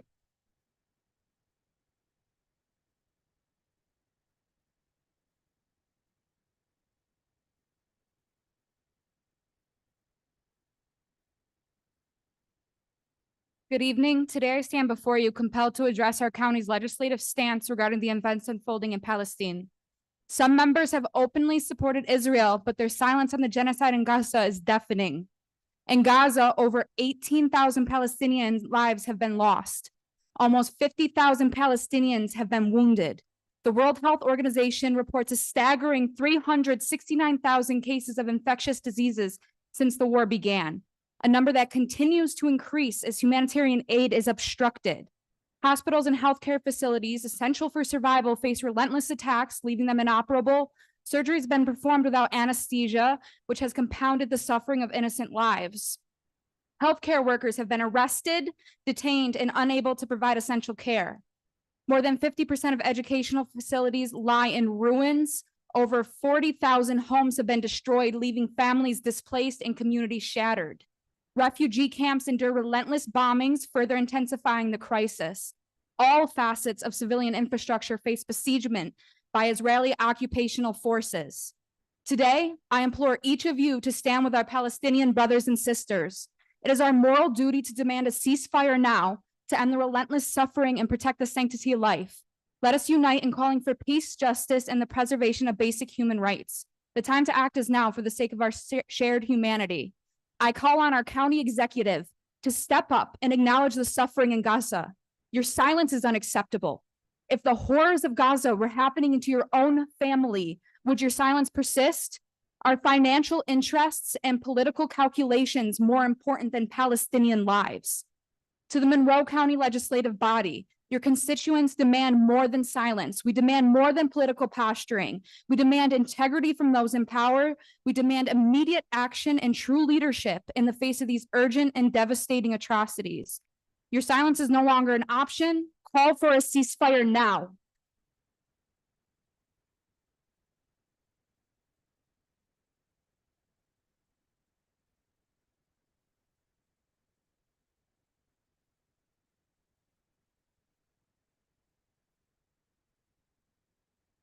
Good evening, ladies and gentlemen.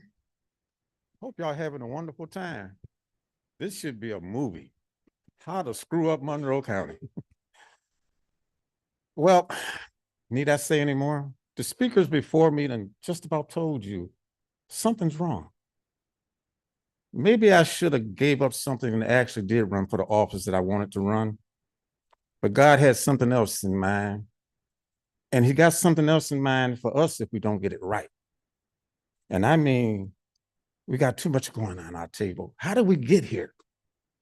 It came from ignorance, stupidity, blind ears, closed eyes. Need I say any more? I mean, I promised you last week, I'm back. I'm here to help fix this thing. I want to get it right because my great-grandchildren, I don't want to see them out here on these streets. I don't want to see them with a needle in their arm. I don't want to see them with a crack pipe in their mouth. And I wish some of you guys get in your head. You're wrong. This thing is not a joke. People are dying. Like they said, how many thousands of Israel's having a party while the Palestinians are dying? Just think, the same thing is happening on the streets of Rochester, but you are the Israelites. You are the Israelites killing the Palestinians for the people that are in the streets. This has got to stop. And if we don't stop it here, sooner or later, we're going to have a mess on our hands. And I mean a civil war. And it's not far happening because if Donald Trump becomes president, we know what's going to happen next. We got to stop this thing.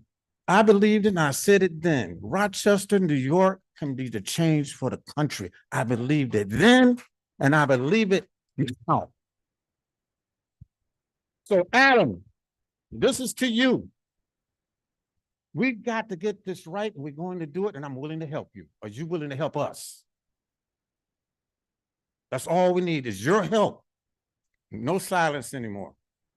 Good night and Merry Christmas, everyone.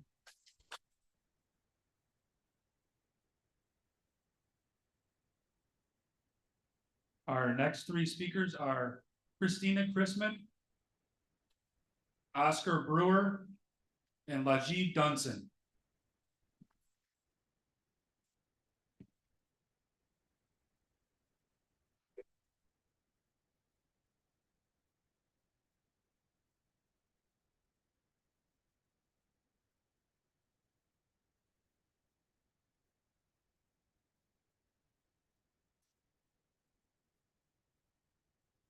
I'm going to start off this simple. Merry Christmas, but it's not a Merry Christmas. Why? Because you need to dare to. Oh, yeah, that's cool. Thank you.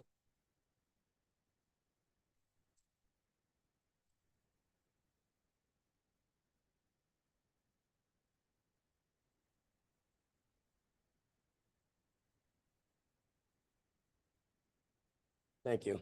So I'm going to start again. Merry Christmas, but it's not a Merry Christmas. Why? Because every one of you legislators need to dare to care for the families that voted for you. How are you not daring to care when there's 1 to 10 students in our district homeless? Make it make sense. DSS is broke. You guys announced 2 weeks ago that you got this great Code Blue package, which reminds you, a bunch of us advocates were behind. Thank you for not giving us our due credit, but we don't need credit. We still offer, I stood here last week offering more help. My job has offered more help to the county. Free rooms, 10 free rooms for Code Blue. No response. We're offering 10 free rooms. That is a shame. We're asking for a mere $10 million, but as it has got told to you, $20 million to the sheriff. How much money have you given to the sheriff this year alone? Alone. I stand here in support with our social workers at DSS. It is a shame that county workers at the county level have to beg for a contract. Do you have to beg for a raise? Do you have to beg for a contract? The rent is too damn high. I say that at city council every month. Don't tell me this is a state thing, because I'll tell you one thing. What you guys don't do, I do for you. I go to the state every year. We're getting ready to get the bus going. It's not a state thing. This is something that can be done locally. It has to be done locally because the people at the state level don't vote to win. We vote to win. So get it right. The last time I spoke here, you guys had a matter of order. I told you I'd be back. So here's my matter of order. Stand up for the people that voted for you. You got unions being ashamed that they supported half you guys that are in their seats. So as you sit tonight around your lovely Christmas tree at home, think of those 1 in 10 students that are homeless in your school districts. And I'm not just talking about inner city schools, because guess what, ladies and gentlemen, live in the suburbs. What's happening in the city's coming your way too.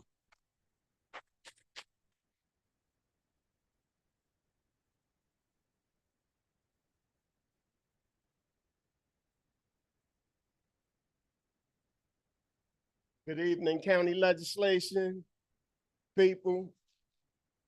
My name is Majid. I challenge Monroe County legislation to dare to care.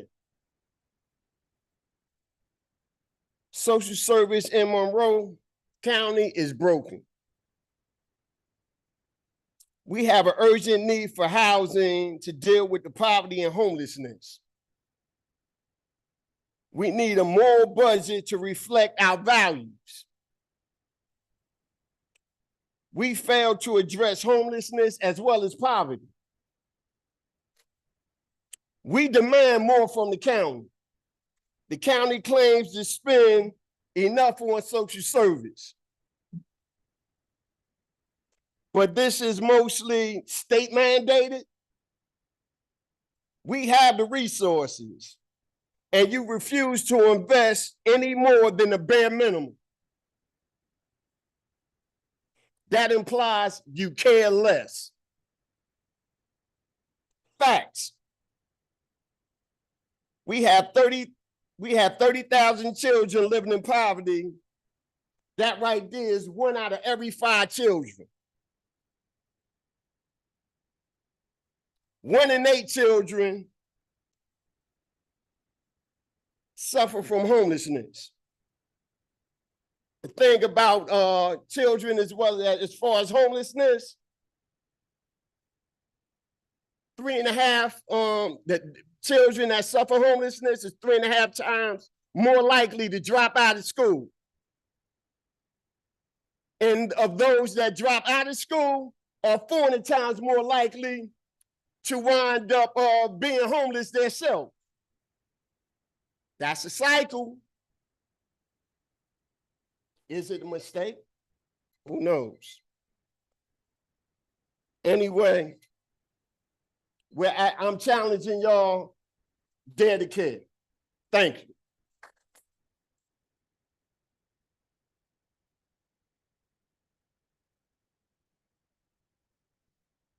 Hello, my name is Christina Chrisman, President of the Federation of Social Workers. We're a labor union. We represent roughly 1,000 positions throughout Monroe County, mostly in the Department of Human Services. You've heard a lot of our members speak already. You saw our members outside rallying tonight. Our current contract ends December 31st. We've been in negotiations since May. We don't have an agreement yet. It's the usual proposals that we're facing. Increased health insurance with not enough of a raise to justify that. We did receive 3 mid-contract raises last year, but honestly, let's look at what really happened last year. If we hadn't got those 3 out-of-contract raises, we would have been facing a lot less money in our paychecks due to the increase in health insurance. The health insurance premiums are going up 8% alone come January 1st, whether we get a contract or not. In addition to the health insurance premiums going up every year, the county wants us to increase the percentage of those premiums that we pay. It's a double hit in our pocketbook. Every little measly raise we get goes back to paying for health insurance. We need a substantial raise that makes an actual difference in our members' lives. A lot of our members work 2 jobs. We do some of the hardest work in the county. We like to call ourselves the first responders to poverty.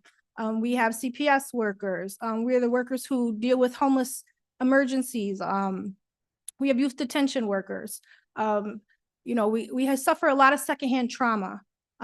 We're asking for reasonable things. We would like a seat at the table when it comes to health and safety. Right now, administration is meeting about safety concerns, and they refuse to let the union in on those meetings. We want it in our contract that we have a joint health and safety committee. We're getting pushback on that. We want mental health time. Right now, we have to worry about calling in because it would be held against us. Well, I could go on, but thank you for all your support. We hope to see a contract by the end of the year.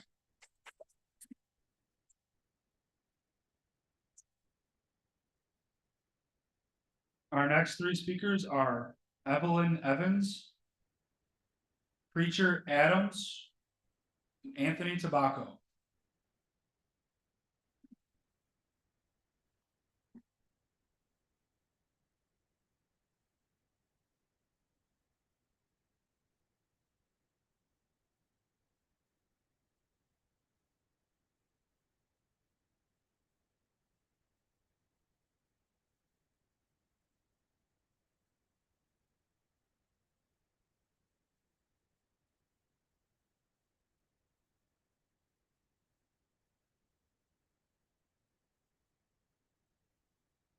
Good evening, everybody. I don't need a mic.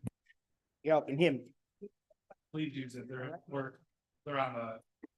All right. My name is Minister Adams, and I'm here on Dare to Care.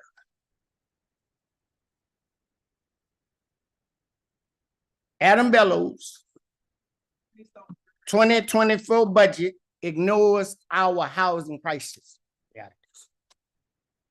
Right. Social service is broke in Monroe County. Listen to what I'm telling you. We are in a housing emergency. No guarantee of shelter for the homeless. People cannot afford the rent. Let me tell y'all something. This administration got on TV and told a flat lie, because you ain't got one playing for Code Blue. I can back that up. Grace Miller is not here tonight because she was out there looking for the homeless. They got on TV and told a flat lie to y'all. They ain't no more ready for Code Blue than they is for Jesus to come here. And you can ignore it if you want to. But I promise you, before this year out with, you're going to see a change.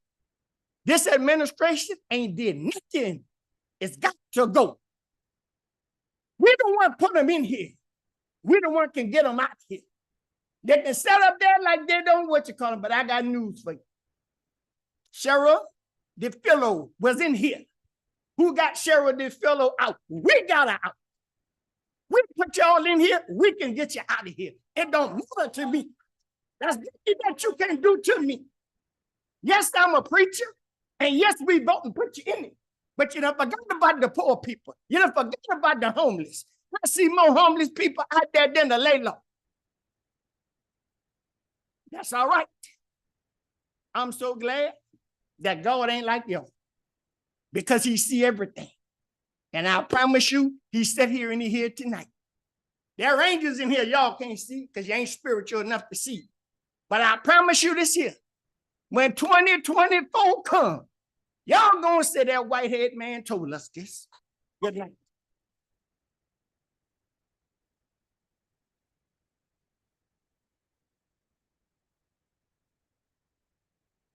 Please, please, thank you. Thank you. Thank you, please. Please. Please, thank you. Please.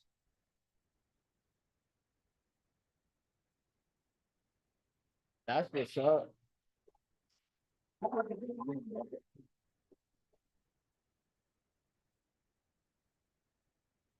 My problem.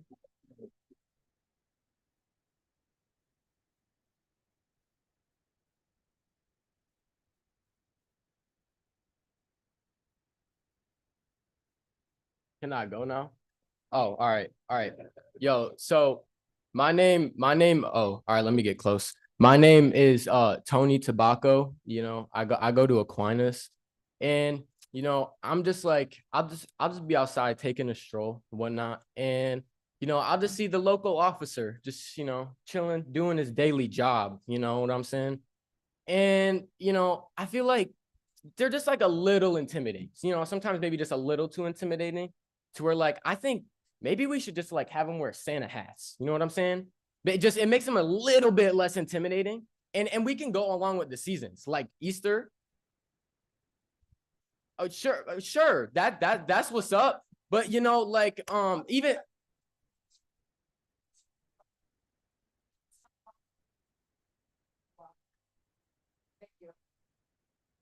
all right. And like even like for Valentine's Day, bro, we could have them like have like bows with like the Cupid arrow on them. Like I feel like that'd be pretty fire. And then, you know, I mean, honestly, I feel like I'm just yapping at this point. I'm very nervous. You guys are also very intimidating. Y'all got like suits on, like very professional, and I'm in my pajamas with a Santa hat on. And yeah. So Merry Christmas, y'all. And I hope y'all get what y'all want for Christmas. Amen.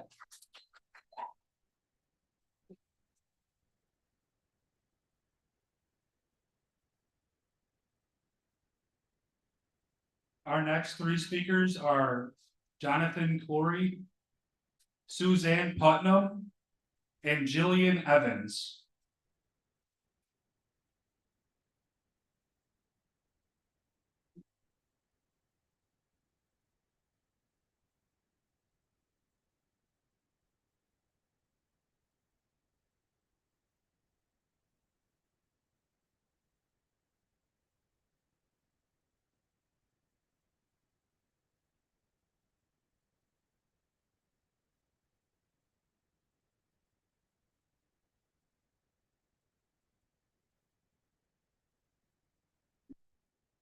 My name is Jonathan Khouri. I am here to draw attention to the county's response to what has been going on in Gaza. October 8th, Adam Bello released a tweet that suggested that we stand with Israel mourning the loss of Israeli civilians.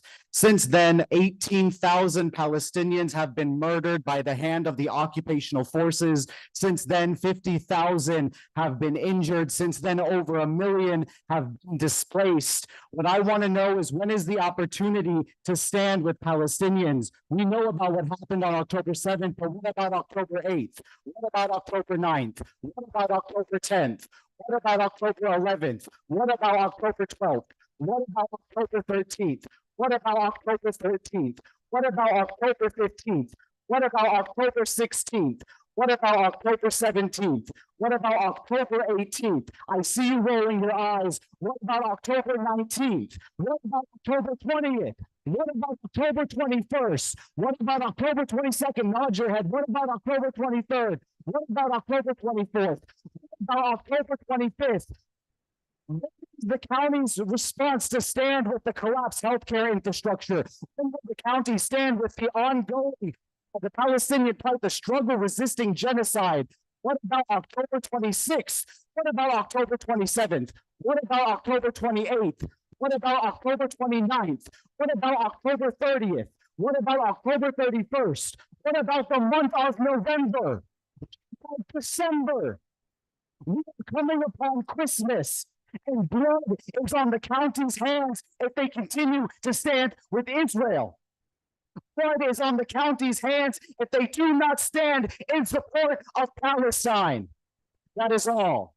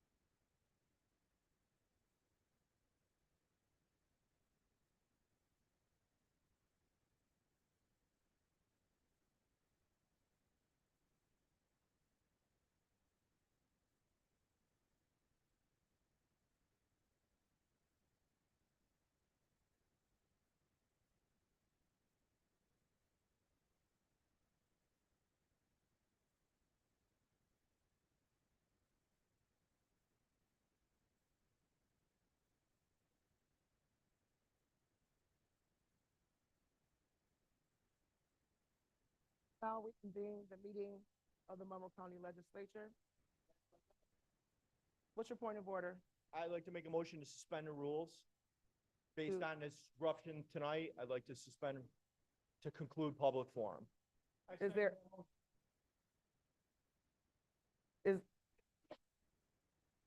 I have a All in motion. favor? I have a motion to suspend the rules moved by legislator McCabe, seconded by legislator Milne. All in favor, say aye. Roll call vote. Roll call vote. Mr. Brew. Mr. Brew votes yes. Ms. Roman. Ms. Roman votes yes. Mr. Alcoffer. Mr. Alcoffer votes yes. Ms. Barnhart. Ms. Barnhart votes no. Mr. Baines. Mr. Baines votes yes. Mr. Blankley. Mr. Blankley votes yes. Mr. Burgess. Mr. Burgess votes no. Mr. Colby.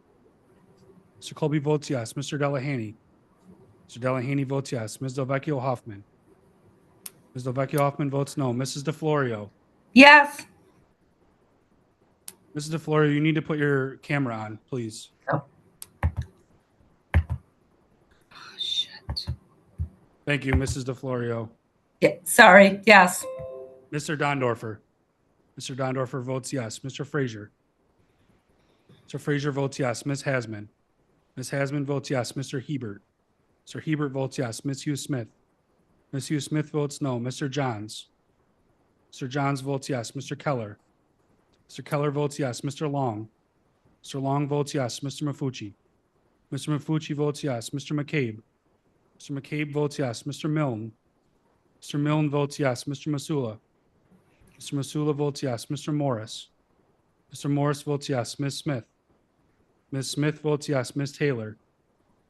Ms. Taylor votes yes. Ms. Vasquez Simmons. Ms. Vasquez Simmons votes no. Mr. Udelson. Mr. Udelson votes yes. President Lamar. Yes. President Lamar votes yes. 24-5. Motion to suspend the rules passes. And that concludes the public forum. From the gallery, we're gonna have to need Thank you you. guys to be quiet or you will be removed. Thank you. This concludes the public forum. At this time, we will recess the December 12th, 2023 meeting of the Monroe County Legislature, and we will convene the Rochester Pure Waters District, the Gates Chalai Ogden Sewer District, Arundequoit Bay South Central Pure Waters District, the Northwest Quadrant Pure Waters District of the Pure Waters Administrative Board. If there are no objections regarding referrals 23-0352, we will move to lift and adopt all four districts with one vote. In regards to the referral 23-0375, we will adopt all four districts with one vote. The clerk will see to it that the individual motion and resolution numbers are assigned to each. Mr. Clerk, please note the attendance and read the first item on the agenda.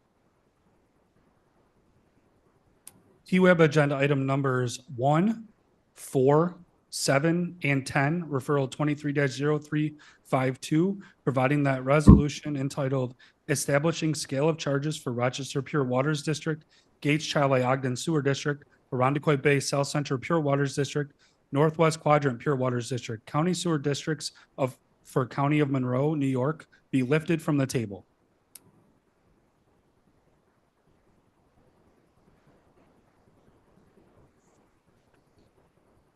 Moved by Legislator John, second by Legislator Smith. This is to lift all four districts from the table.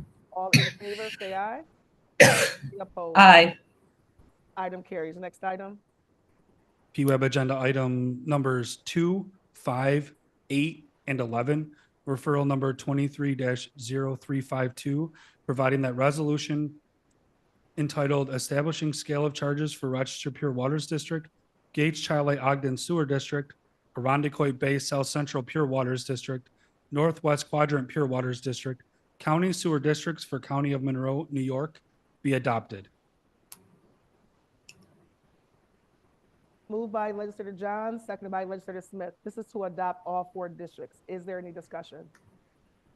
Seeing none, all in favor, say aye. Any opposed? Aye. Item carries. Next item.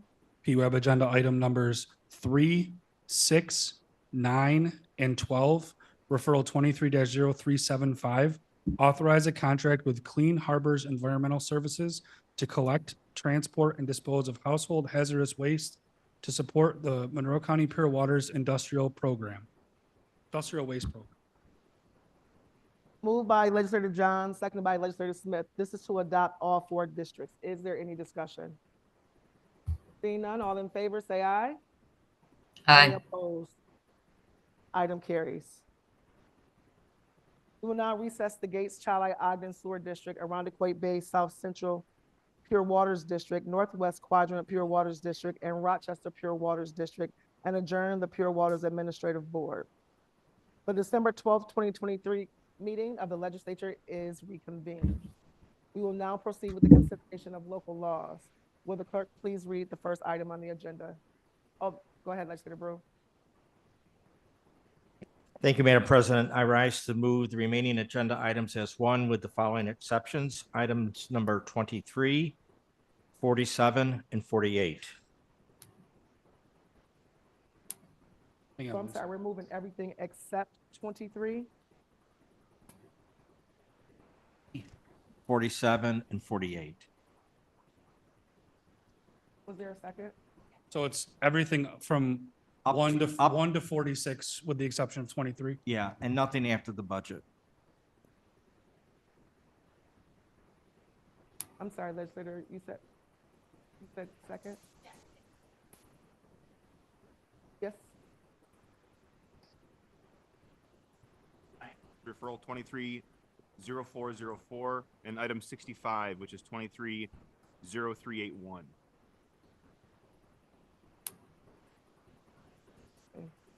Madam President, I'd like to declare my interest on 35, which is 23-0.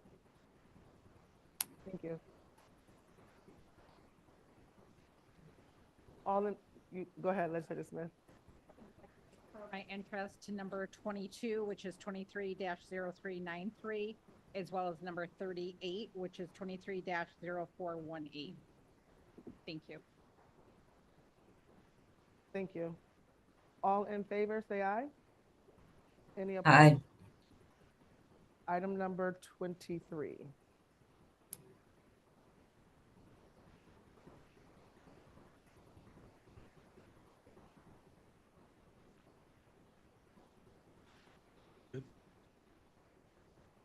Item number 23, referral 23-0394, amending resolution 305 of 2020 as amended by resolution 410 of 2021, extending time period of grant from New York State Division of Homeland Security and Emergency Services for Operation Stone Garden Program and permitted town of Arundequoit to seek reimbursement for equipment. Moved by legislator Downdorfer, seconded by legislators Hebert and Smith. Is there any discussion? Seeing none, all in favor, say aye. Any opposed? A roll call vote. Roll call vote, Mr. Brew? Mr. Brew votes yes. Ms. Roman?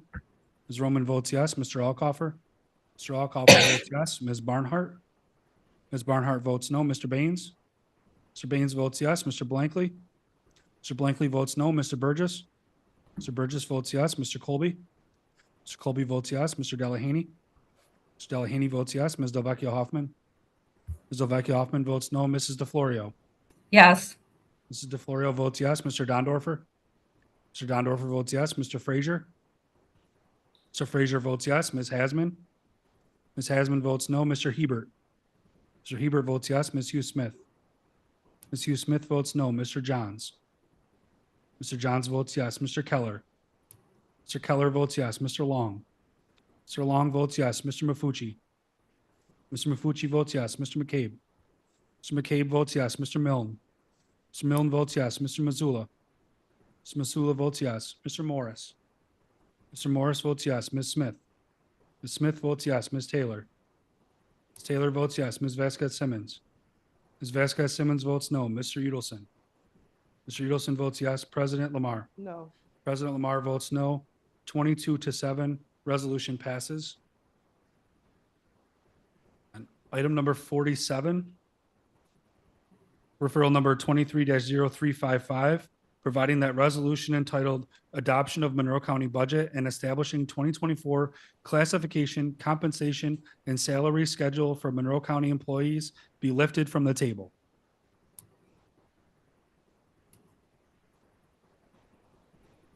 Moved by Legislator Delahanty, seconded by Legislator, moved by Legislator Smith, seconded by Legislator Delahanty. This is to lift from the table. All in favor, say aye. Aye. Opposed? Item carries. Next item. Item number 48, referral 23-0355, providing that resolution entitled Adoption of 2024 Monroe County Budget and Establishing 2024 Classification, Compensation, and Salary Schedule for Monroe County employees be adopted. Moved by Legislator Smith, seconded by Legislator Delahanty. This is to adopt. Is there any discussion? Madam President, I rise to make a motion to amend the budget for purposes of providing the legislature with the funding necessary to fulfill our jobs as a co-equal branch of government. I am honored to sponsor this amendment that seeks to increase the legislator allocation, which will raise the budgets of both parties' respective offices and to pave the way for continued growth. As a co-equal branch of government, the legislature deserves the funding and support staff to deliver for our constituents the best of our ability. It is essential that we can help attract top talent to our staff, retain them, and provide them with a livable wage. Unfortunately, every year we see other departments adding positions, raising pay for their staff, while the legislature continues to catch up with years of stagnation. With this amendment, we have the opportunity to show our staff that we value their contributions and dedications, and that the legislature has the resources to stand as a co-equal branch of government. This funding will help us to retain the talented individuals we have, attract new talent, get additional legal help, and more resources to deliver for this community to the best of our ability. I couldn't do the job I do without our staff in the Republican caucus. I'm sure my Democrat colleagues would say the same things about their staff. Our staff is invaluable to the work we do. They help us every single day and allow us to best serve our county and our individual communities. I want to thank the administration for their support of this amendment, and I urge all my colleagues to join me in supporting an investment into the future of this honorable body. Thank you. Thank you. Is there a second on the amendment? Noted. So back to the original motion. Oh, we got to, okay. Okay, is there any discussion on the amendment? Seeing none, all in favor, say aye. Aye. Aye. At a no from Legislator Baines. 28-1, amendment passes. Go back to the original motion. Is there any discussion? Go ahead. Thank you, Madam President. I rise to offer another amendment to the 2024 budget. Staff are passing out a written copy of the amendment, and while they do so, I'd like to share the rationale. Do we have a second on that? Thank you. During and immediately following the general election in November, I heard from a number of my constituents who had trouble finding their polling place or who did not know where their polling place, who did not know that their polling place had changed. In talking with my legislative colleagues, I discovered that this issue was not confined to just my district. Upon further investigation, I discovered that by state law, our Board of Elections is required to send out those notifications in April and did not have the budget to send another notice, either closer to the primary or the general election. Outside of this room, I doubt that there are very many residents of Monroe County who are thinking about where their polling place is in April. Therefore, I am proposing to amend next year's budget to give our Board of Elections the resources they need to make sure that every registered voter in Monroe County is notified of their polling place in a timely manner. I urge my colleagues on both sides of the aisle to recognize the importance and the value of increasing voter engagement via these notifications. Voting is a right, and it's our duty to ensure that every voter is able to exercise that right. Hence, I'm requesting $620,000 to increase the Board of Elections commitment to mail services and staff. I move that we amend the 2024 proposed budget to put that change into effect. Thank you, Legislator Brinkley. Is there any discussion on the amendment? Go ahead. President, I rise to explain my vote on this matter. I'm proud to support this amendment that will help ensure free and fair elections in Monroe County as we head into presidential election year. Democracy thrives when citizens have confidence in the electoral process and an adequately staffed and funded Board of Elections plays a pivotal role in upholding that confidence. By adding funding for additional positions, we will ensure that our Board of Elections is able to recruit and retain the best and brightest on both sides of the election process to safeguard our votes, speed up processes, and support our democratic process. Secondly, this amendment will help resolve many people's serious issues this year by going to the correct polling location. The board has always followed New York State law and sent postcards to individuals whose polling site has changed. By adding money to their supply and mail budgets, we will allow them to send a second postcard to people, ensuring that all voters know their polling sites to the best of our ability. Statistics show that the more someone is exposed to something, the better chance they will remember it, which will allow for a proactive goal of increasing voter turnout.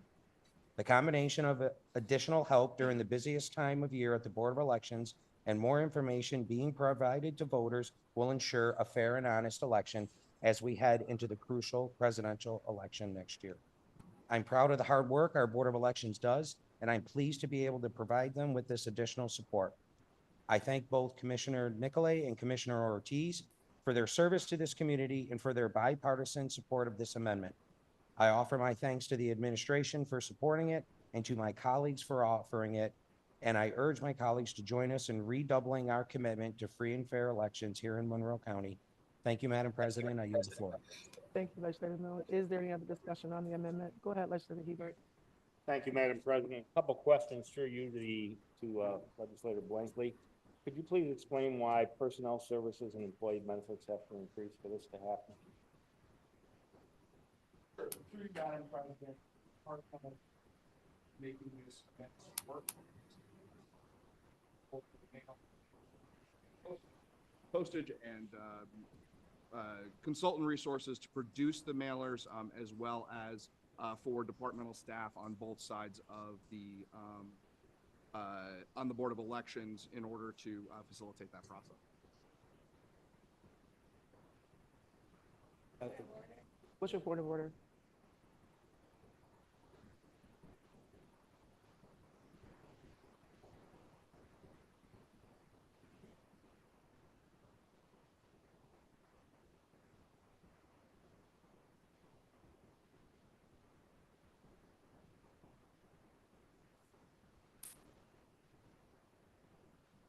Is it back on? Sorry about that, Legislator Hebert. You have the floor. Thank you, Madam President. Through you to Legislator Blankley again. So this money is not for Board of Elections personnel, it's for contractors who do the mailings? Through you, Madam President, there is funding in this for some part-time staff at the Board of Elections as well. Thank you, Madam President. Through you to Legislator Blankley, do we know how many additional part-time staff? Through you, Madam President, I would defer to the Board of Elections commissioners if they're present to respond. Through the chair, can the legislator just repeat his question again, please? Yes, thank you, Madam President. Through you to I'm sorry, whoever was speaking, I couldn't pick it out. Thank you. I'm just trying to clarify section 3 and 4, where that money is being spent. Is it being spent with existing Board of Elections personnel? Are you hiring additional personnel? Where's it going?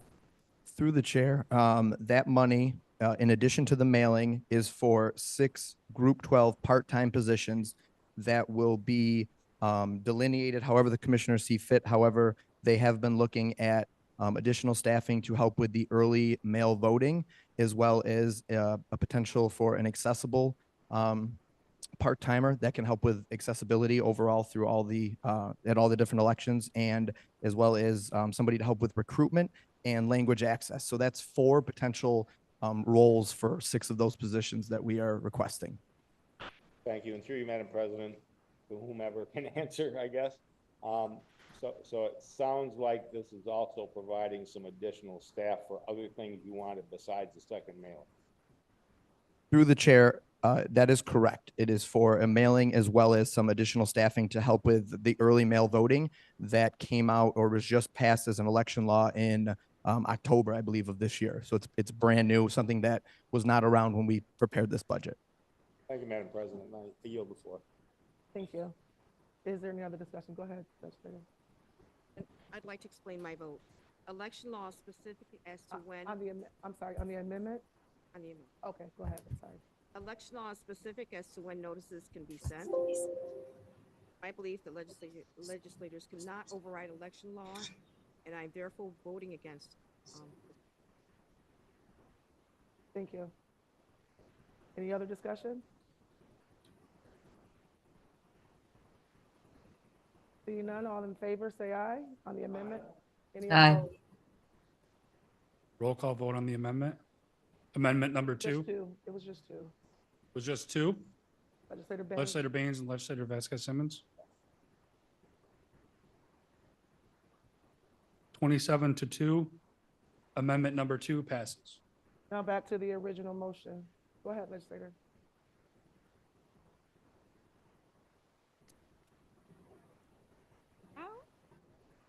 Oh, well, this one.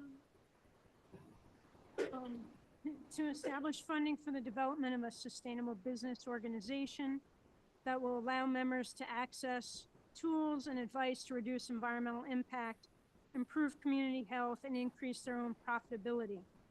Our neighbors in Erie County have a successful model. Their business-led business network began in 2014 because of a vision and funding from the county government. Today, with more than 70 members, they are demonstrating how public and private organizations can collaborate, leading to the integration of sustainability practices that conserve resources and reduce toxins, promoting healthy communities while growing economic prosperity.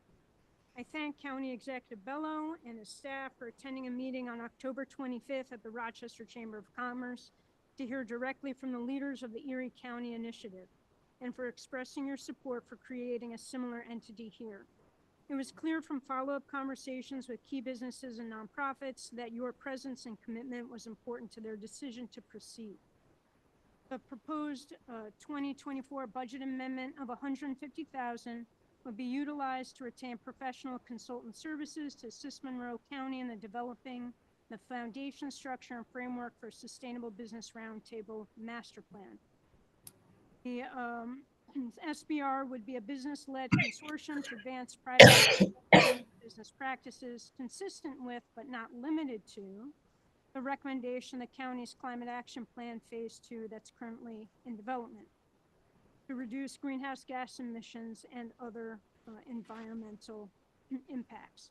So I'm requesting $150,000 for the establishment of a county I move that we amend the 2024 proposed budget to put that change into effect. Second. Sorry, who was the second? Legislator Hasman. Is there any discussion on the amendment? Go ahead. Yes, Madam President, I rise to ask a question to the administration through you. Is this legal under Section 224 of the Gift of Public Funds?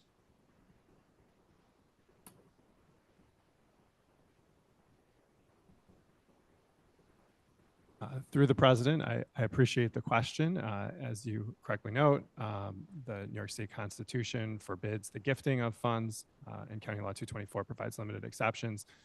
This would not be a gift of funds. This would have to be, or in order to be legally compliant, this would have to be competitively procured to have a consultant provide the county with services in connection with the implementation of Phase 2 of the Climate Action Plan. I'd like to follow that up then. So the way the resolution currently is, do you have it before you, I guess? Is it accurate that it doesn't meet the standard that you just described in the resolution itself because it doesn't show a procurement policy, et cetera? Through the president, no, the proposed amendment is compliant because all the proposed amendment does is move the funds. In order to spend the funds, we would have to ensure that we were compliant with the procurement policy and any other applicable law. Thank you very much. I yield. Thank you. Is there any other discussion on the amendment? Go ahead. Oh. No other discussion? Seeing none, all in favor, say aye. Any opposed? Roll call vote. Roll call vote on amendment number 3. Mr. Brew. Mr. Brew votes no. Ms. Roman. Ms. Roman votes yes. Mr. Alcoffer. Mr. Alcoffer votes no. Ms. Barnhart. Barnhart votes yes. Mr. Baines. Mr. Baines votes yes. Mr. Blankley. Mr. Blankley votes yes. Mr. Burgess. No. Mr. Burgess votes no. Mr. Colby. Mr. Colby votes no. Mr. Delahaney. Ms. Delahaney votes no. Ms. Delvecchio Hoffman. Ms. Delvecchio Hoffman votes yes. Mrs. DeFlorio. No. Mrs. DeFlorio votes no. Mr. Dondorfer. Mr. Dondorfer votes no. Mr. Frazier. Mr. Frazier votes yes. Ms. Hasman. Ms. Hasman votes yes. Mr. Hebert. Mr. Hebert votes no. Ms. Hughes Smith. Ms. Hughes Smith votes yes. Mr. Johns. Mr. Johns votes no. Mr. Keller. Mr. Keller votes no. Mr. Long. Mr. Long votes yes. Mr. Mafucci. Mr. Mafucci votes yes. Mr. McCabe. Mr. McCabe votes no. Mr. Milne. Mr. Milne votes no. Mr. Masula. Mr. Masula votes yes. Mr. Morris. Mr. Morris votes no. Ms. Smith. Ms. Smith votes no. Ms. Taylor. Taylor votes no. Ms. Vasquez Simmons. Ms. Vasquez Simmons votes yes. Mr. Udelson. Mr. Udelson votes yes. President Lamar. Yes. President Lamar votes yes. 14 to 15, amendment fails.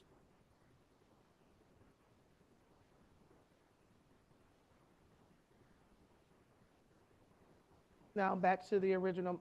Yes, Legislator Barnhart. Make an amendment to create a housing fund. Human services is the largest part of our budget, and 100% of the spending is mandated. But what our state mandates and the funding that the state provides is simply not enough to meet community needs. Monroe County knows this, as it handed out ARPA dollars to social service nonprofits, including to housing initiatives. But when we talk about spending local dollars on supporting people experiencing poverty and who are in crisis when it comes to housing, Monroe County is Grinch-like. I don't think I need to explain the need for additional funds to support housing. You see it with your own eyes. You've heard people to speak to the county legislature, although I would have loved to hear from more voices this evening. And you've read the statistics. 8,500 evictions last year, 3,300 households seeking emergency housing, including more than 600 families. 8% of city school children are unhoused. You know all this, and yet the county continues to tell us everything is fine and they're doing enough. They don't want this fund for housing, even a fund that could have many different uses that they have input on. And at the same time, they're saying, we don't need this fund. They're saying, well, we need to lobby the state for more funding. Both of those things cannot be true. You can't say you don't need more funds and then say, go ask the state for more funds. We can't afford to wait. Where there's a will, there's a way. Let's have the will and collaborate to find the way. I make a motion to create a $10 million fund for affordable housing. Is there any discussion on the amendment? Seeing none, roll call vote. Roll call vote on amendment number 4. Mr. Brew. Mr. Brew votes no. Ms. Roman. Ms. Roman votes no. Mr. Alcoffer. Mr. Alcoffer votes no. Ms. Barnhart. Ms. Barnhart votes yes. Mr. Baines. Mr. Baines votes no. Mr. Blankley. Mr. Blankley votes yes. Mr. Burgess. This is amendment number 4. Mr. Burgess votes yes. Mr. Colby. Mr. Colby votes no. Mr. Delahaney. Mr. Delahaney votes no. Ms. Delvecchio Hoffman. Ms. Delvecchio Hoffman votes yes. Mrs. DeFlorio. No. Mrs. DeFlorio votes no. Mr. Dondorfer. Mr. Dondorfer votes no. Mr. Frazier. Mr. Frazier votes yes. Ms. Hasman. Ms. Hasman votes yes. Mr. Hebert. Mr. Hebert votes no. Ms. Hughes Smith. Ms. Hughes Smith votes yes. Mr. Johns. Mr. Johns votes no. Mr. Keller. Mr. Keller votes no. Mr. Long. Mr. Long votes no. Mr. Mafucci. Mr. Mafucci votes no. Mr. McCabe. Mr. McCabe votes no. Mr. Milne. Mr. Milne votes no. Mr. Masula. Mr. Masula votes no. Mr. Morris. Mr. Morris votes no. Ms. Smith. Ms. Smith votes no. Ms. Taylor. Ms. Taylor votes no. Ms. Vasquez Simmons. Ms. Vasquez Simmons votes yes. Mr. Udelson. Mr. Udelson votes no. President Lamar. Yes. President Lamar votes yes. 9 to 20. Amendment number 4 fails. Yes, Legislator Barnhart. Amendment to limit the use of probation officers for dignitary protection. I'd like to thank my colleagues for their consideration on the last amendment. But, well, I'm not done. Monroe County has made public safety a top priority in this budget proposal. Yet we have 4,000 probationers and sex offenders every year being supported by about 130 probation officers, and some officers are apparently being used for the county executive security detail. I can't find other cases of governments using probation officers this way. I've spent a lot of time looking. And that's probably because providing dignitary protection is wholly outside of their mission. And even if it's legal, which I have questions about, especially when it comes to their use at political events, it's not appropriate. Probation officers provide much needed community supervision. Last year, we needed a review of the department because a sex offender near a school, that review cited staffing deficiencies. What would our voters think if something happened again, like a carjacking committed by a probationer after this issue was raised? Now, I'm sure you're being told, well, they're off duty. They're not being taken from their regular job. First, if probation officers get overtime, it should be for watching people out on conditional release. The work is never done when it comes to some of these jobs. Second, how do we know what's going on? We don't know anything about this detail. The administration won't tell us what the detail cost this year or will cost next year. The administration won't tell us how often probation officers have been used for personal security, and the administration won't rule out continuing to use probation officers in the future. In all my experience with open records, and I have filed hundreds of them in the last 25 years, when government hides things from you, it's usually for a reason. And I want to emphasize something because I know some of you are very uneasy about this discussion. This is not about the safety of the county executive. That's a big deflection here. He can use part-time sheriff's deputies. He can use security guards that we pay $3 million a year for, and other public safety personnel. And if he needs something more, he can come to us and ask, and I'm sure there would be a lot of support. If you vote for the amendment I'm about to propose, you're not personally attacking the county executive. You're not saying he can't have security. This is about our job to perform oversight and protect our resources. The secrecy, the unusual use of probation officers is all reason to limit this practice. Therefore, I make a motion to limit funds going to the use of probation officers for the security detail when vacancies top 5% in those positions. Is there any discussion on the amendment? Go ahead, legislator. No on this simply because I'd like to see security come from the security department. I'm sorry, can you say that one more time? I didn't really hear the end. I said I prefer security to come from the security department and not from probation, and so I'm going to be a no on this amendment. You mean you're gonna be a yes? If you're saying that you want it to come from the security detail versus coming from the probation officers, are you saying yes or are you saying no? No, the amendment provides for security to sometimes come from probation, which is why I'm in it. Okay. Yeah. Is there any other discussion? Roll call vote on the amendment. Roll call vote on amendment number 5. Mr. Brew. Mr. Brew votes no. Ms. Roman. Ms. Roman votes no. Mr. Alcoffer. Mr. Alcoffer votes no. Ms. Barnhart. Ms. Barnhart votes yes. Mr. Baines. Mr. Baines votes no. Mr. Blankley. Mr. Blankley votes no. Mr. Burgess. Mr. Burgess votes no. Mr. Colby. Mr. Colby votes no. Mr. Delahaney. Mr. Delahaney votes no. Ms. Delvecchio Hoffman. Ms. Delvecchio Hoffman votes no. Mrs. DeFlorio. No. Mrs. DeFlorio votes no. Mr. Dondorfer. Mr. Dondorfer votes no. Mr. Frazier. Mr. Frazier votes no. Ms. Hasman. Ms. Hasman votes no. Mr. Hebert. Mr. Hebert votes no. Ms. Hughes Smith. Ms. Hughes Smith votes no. Mr. Johns. Mr. Johns votes no. Mr. Keller. Mr. Keller votes no. Mr. Long. Mr. Long votes no. Mr. Mafucci. Mr. Mafucci votes no. Mr. McCabe. Mr. McCabe votes no. Mr. Milne. Mr. Milne votes no. Mr. Masula. Mr. Masula votes no. Mr. Morris. Mr. Morris votes no. Ms. Smith. Ms. Smith votes no. Ms. Taylor. Taylor votes no. Ms. Vasquez Simmons. Ms. Vasquez Simmons votes yes. Mr. Udelson. Mr. Udelson votes no. President Lamar. Yes. President Lamar votes yes. 3 to 26. Amendment number 5 fails. Now back to the original motion. Go ahead. Offer an amendment. The development of the active transportation plan, the climate action plan, and the comprehensive plan have intersecting and overlapping impacts on public health, well-being, and sustainability. I'm grateful that County Executive Bello has directed his staff to engage in the development of these plans and that they are incorporating clear measurable goals and community input.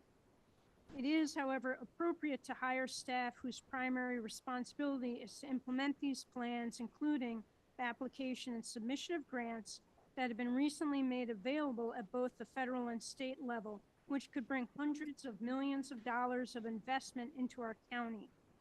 I ask my colleagues for support on an amendment. I move that we amend the 2024 proposed budget to put that, sorry, I'm requesting $650,000 for the Department of Environmental Services Office of Sustainability and Environmental Quality for the creation of a senior staff member at a director level and 3 additional positions. I move that we amend the 2024 proposed budget to put that change into effect. Is there any discussion? Legislator Hasman was the second. Yes. Is there any discussion? Roll call vote? Roll call vote on amendment number 6. Mr. Brew. Mr. Brew votes no. Ms. Roman. Ms. Roman votes no. Mr. Alcoffer. Mr. Alcoffer votes no. Ms. Barnhart. Ms. Barnhart votes yes. Mr. Baines. Mr. Baines votes no. Mr. Blankley. Mr. Blankley votes yes. Mr. Burgess. Mr. Burgess votes no. Mr. Colby. Mr. Colby votes no. Mr. Delahaney. Mr. Delahaney votes no. Ms. Delvecchio Hoffman. Delvecchio Hoffman votes yes. Mrs. DeFlorio. No. Mrs. DeFlorio votes no. Mr. Dondorfer. Mr. Dondorfer votes no. Mr. Frazier. Mr. Frazier votes no. Ms. Hasman. Ms. Hasman votes yes. Mr. Hebert. Mr. Hebert votes no. Ms. Hughes Smith. Ms. Hughes Smith votes yes. Mr. Johns. Mr. Johns votes no. Mr. Keller. Mr. Keller votes no. Mr. Long. Mr. Long votes no. Mr. Mafucci. Mr. Mafucci votes no. Mr. McCabe. Mr. McCabe votes no. Mr. Milne. Mr. Milne votes no. Mr. Masula. Mr. Masula votes yes. Mr. Morris. Mr. Morris votes no. Ms. Smith. Ms. Smith votes no. Ms. Taylor. Ms. Taylor votes no. Ms. Vasquez Simmons. Ms. Vasquez Simmons votes yes. Mr. Udelson. Mr. Udelson votes no. President Lamar. Yes. President Lamar votes yes. 8 to 21. Amendment number 6 fails. Go ahead, Legislator Burgess.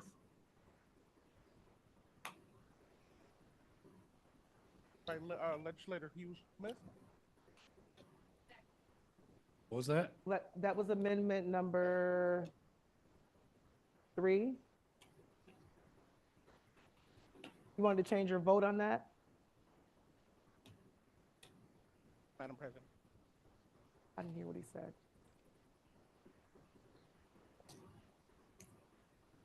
Can you say that again? Because I didn't hear you. hear what you said. I'm sorry. You wanted to change your vote? Yes, on the amendment proposed by Legislator Hughes Smith. The one that we just voted on? No, amendment number 3. Motion to reconsider. Amendment 3.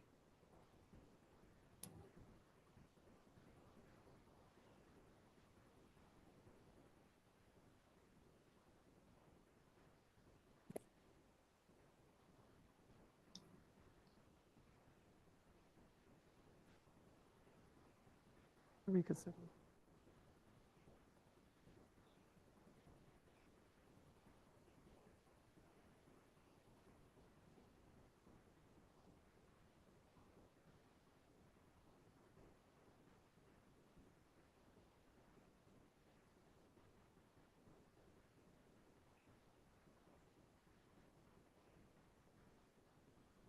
Okay, do we have a unanimous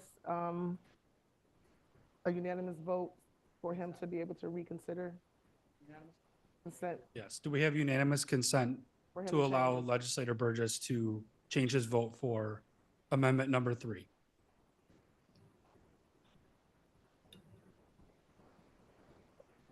What's your point of order? Vote. let me, Because we voted, it's a it requires a 2/3 vote to reconsider, to change the vote. It's gonna require 2/3 of this body to support that.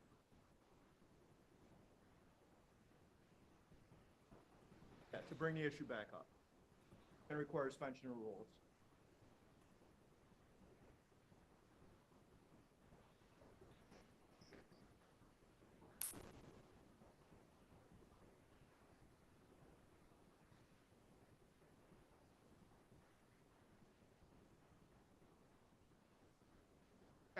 Madam President, I would like to move. one to second, reconsider- one second. Hang on, hang on, Burgess. hang on. Okay, I'm sorry, go ahead. Madam President, I would like to move to reconsider the previous amendment proposed by legislator Hugh Smith. Do you have a second? All right, hang on one second. Just let me get this paperwork correct. And Legislator Baines, we have a motion to reconsider amendment number 3. One second, Legislator Colby.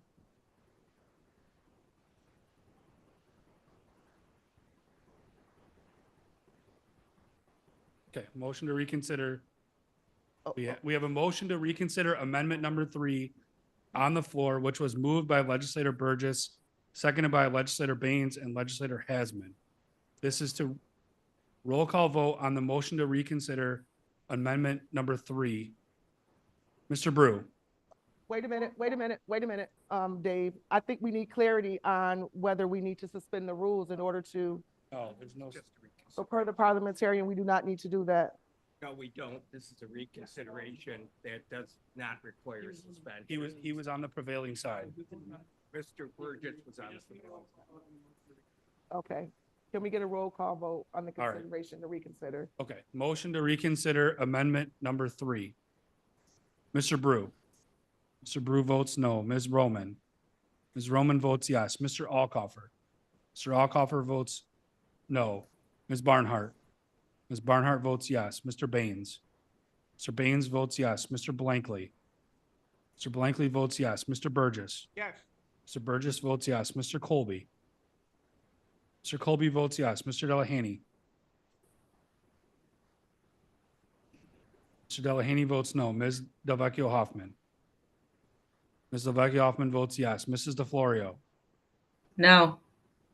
Mrs. DeFlorio votes no. Mr. Dondorfer. Mr. Dondorfer votes no. Mr. Frazier. Mr. Frazier votes yes. Ms. Hasman. Ms. Hasman votes yes. Mr. Hebert. Mr. Hebert votes no. Ms. Hugh Smith. Ms. Hugh Smith votes yes. Mr. Johns. Mr. Johns votes no. Mr. Keller. Mr. Keller votes yes. Mr. Long. Mr. Long votes yes. Mr. Mafucci. Mr. Mafucci votes yes. Mr. McCabe. Oh.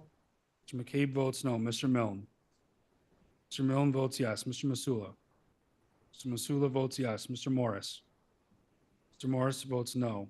Ms. Smith. Ms. Smith votes no. Ms. Taylor. Ms. Taylor votes no. Ms. Vasquez Simmons. Ms. Vasquez Simmons votes yes. Mr. Udelson. Mr. Udelson votes yes. President Lamar. Yes. President Lamar votes yes. 18-11, motion to reconsider amendment number 3 passes. We will now be voting on, So now we have to go back to the amendment and re-vote on that. A roll call vote on the amendment. Amendment number 3. I'm sorry? now we're on Could amendment. could you please read the amendment just to be sure we're on the? Yes, give me 1 second. Give me 1 second. Planning and development.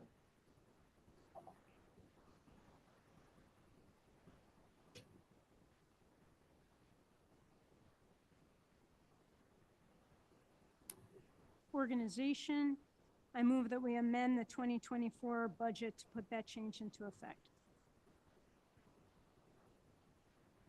Legislator Hugh Smith, I think we just need a roll call vote on that. Oh, they want it read, I'm sorry. Providing that intro number 455 of 2023 be amended as follows. Section 1, use of fund balance, general fund 9001, fund center 12090200000 is increased by a total of $150,000 as detailed in the attached Schedule A.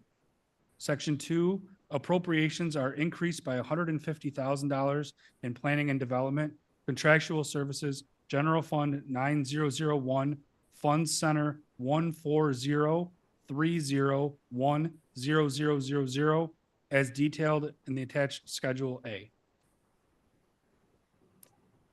Is there any other discussion? Seeing none, all in favor, say aye. I'm sorry, roll call vote. Roll call vote on amendment number 3. Mr. Brew. Mr. Brew votes no. Ms. Roman. Ms. Roman votes yes. Mr. Alcoffer. Mr. Alcoffer votes no. Ms. Barnhart. Ms. Barnhart votes yes. Mr. Baines. Mr. Baines votes yes. Mr. Blankley. Mr. Blankley votes yes. Mr. Burgess. Mr. Burgess votes yes. Mr. Colby. Mr. Colby votes no. Mr. Delahaney. Mr. Delahaney votes no. Ms. Delvecchio Hoffman.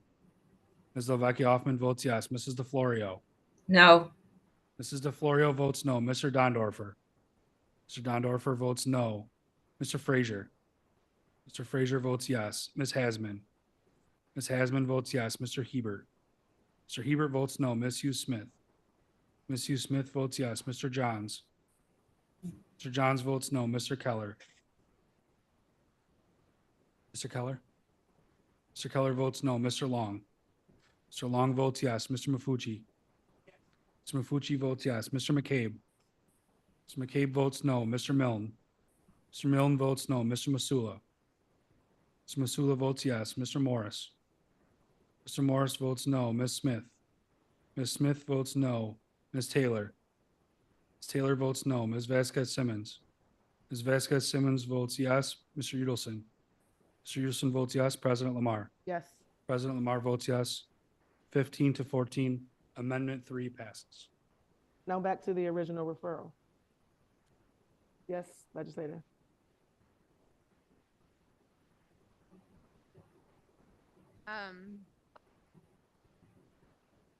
Is there a second? That now. Oh, No, she who was doesn't. that? No, she Oh, doesn't. I'm sorry, read it first, please. The USDA defines food insecurity as a lack of access to enough food for an active, healthy life for all household members and limited or uncertain availability of nutritionally adequate foods. According to FoodLink, 12.4% of Monroe County residents are food insecure. That's 1 out of every 8 people you might interact with on a daily basis.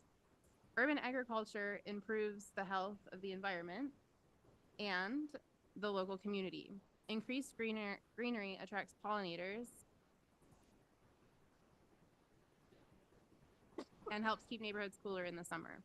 And more importantly, urban agriculture provides community members access to fresh and healthy food close to home.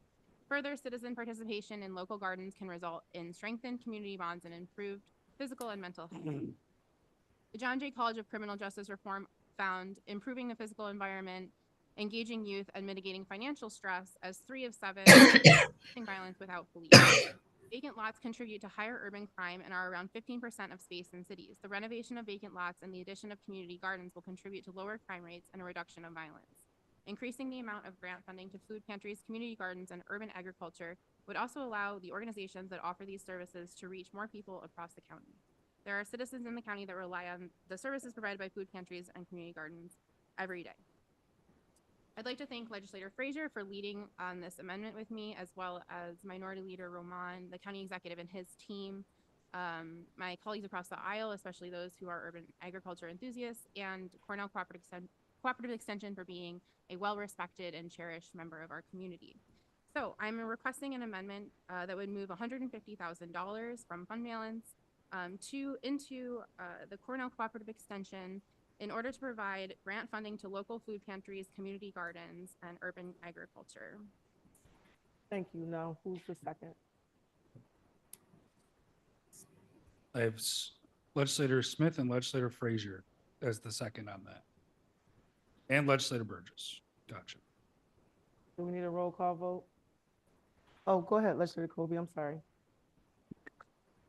Through you, Madam Chairman, to the maker of the motion, have you had any discussion with the extension staff about this program? Through the president.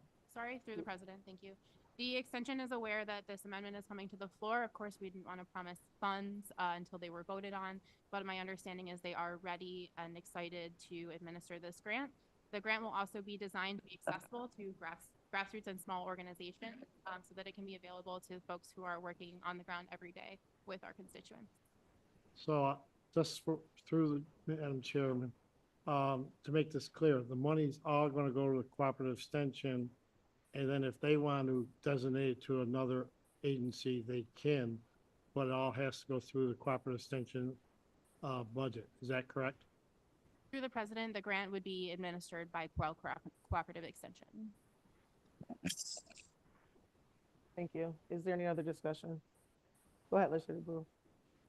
And I'd just like to explain my vote. I've been a member of the Board of Directors for Cornell Cooperative Extension for eight years now, and I can attest that there's no finer local organization that's committed to community success than Cornell Cooperative Extension. And so I wholeheartedly support this amendment. Thank you. Thank you. Any other discussion? Do we need a roll call vote on this amendment? All in favor, say aye. Any opposed? Aye. Amendment passes. Now back to the original referral. Is there any other discussion? Go ahead, Legislator Mafucci. We are talking about the budget, correct? Yes. The full budget. So I wish to express my strong support for the budget.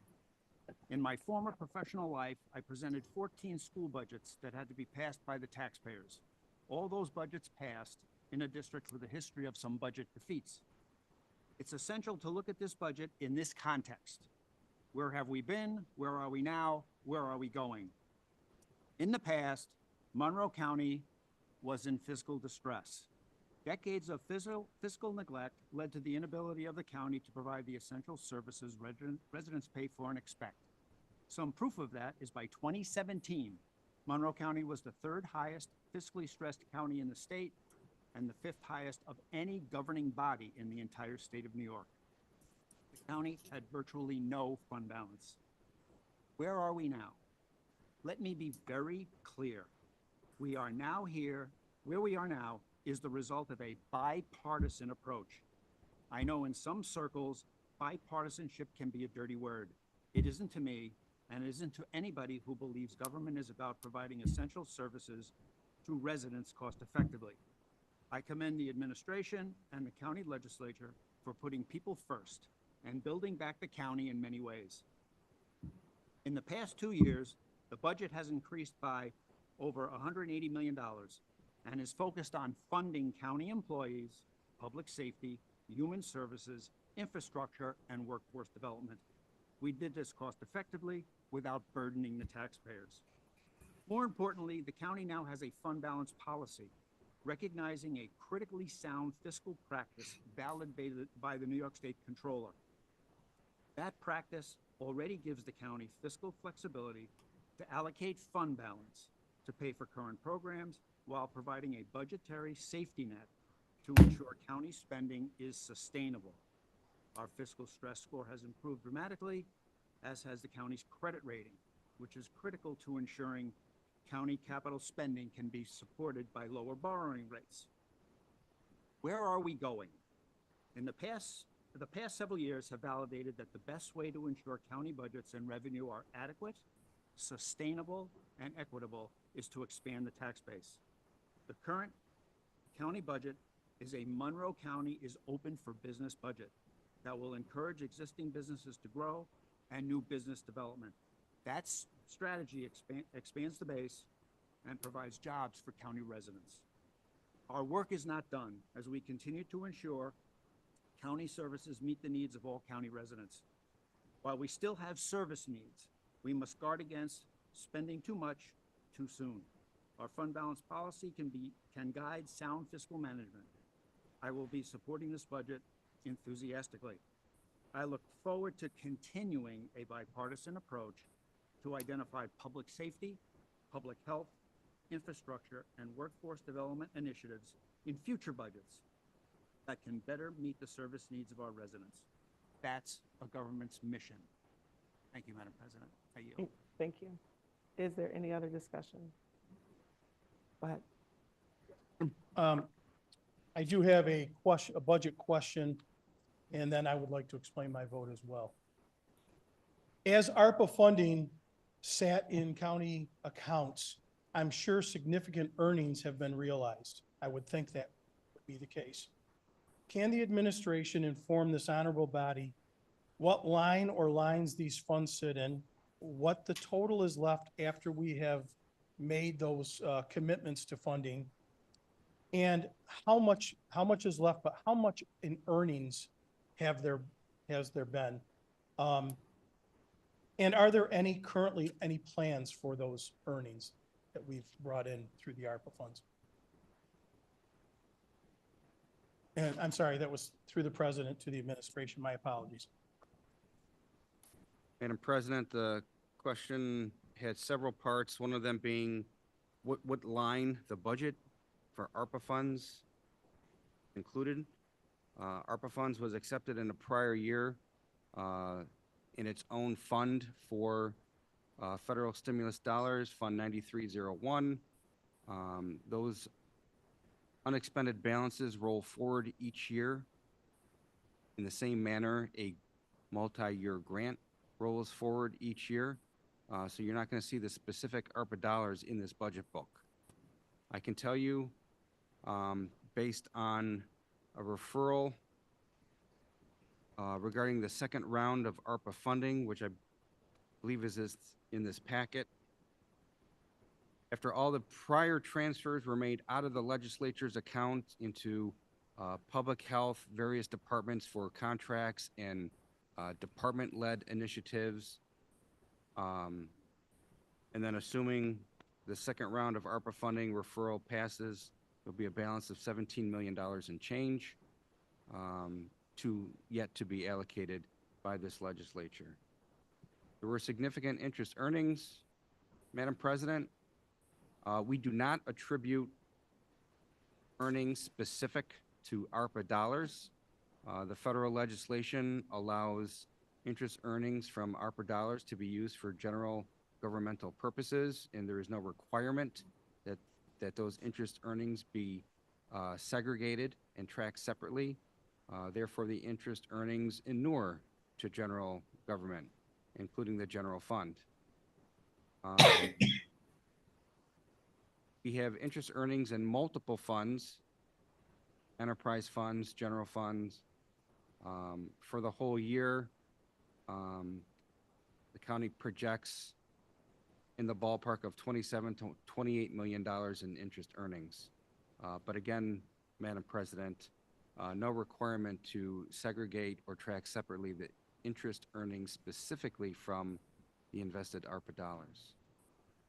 I think that was all the questions, Madam President.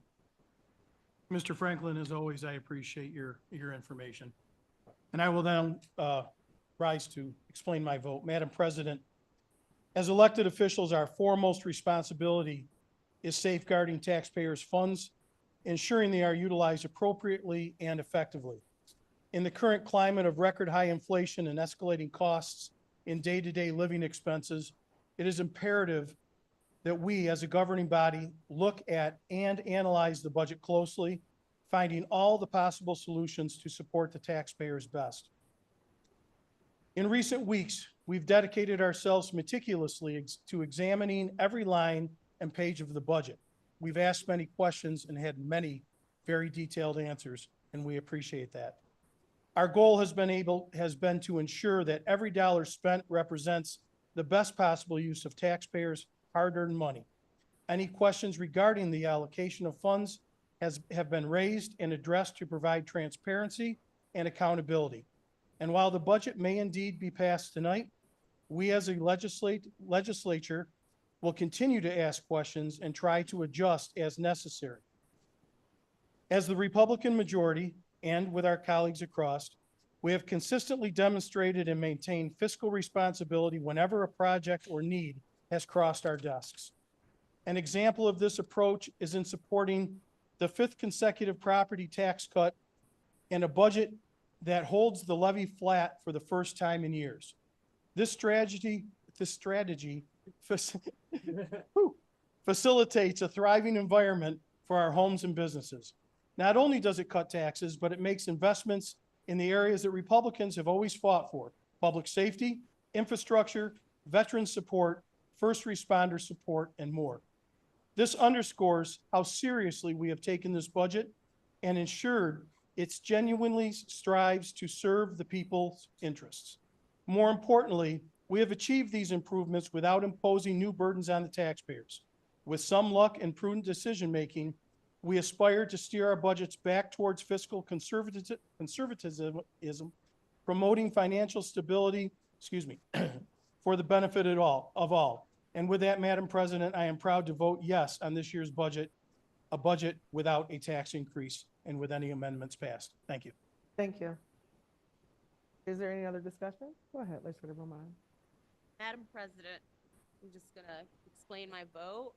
Ultimately, I will make comments in regards to some of the, but I think everyone was well-intentioned, but I'm no Bob Franklin or Howard Nafucci, but when I see this budget, it looks like it includes $613 million in human services, which represents an increase of more than $60 million over the 2023 approved budget, or 11% more than 2023.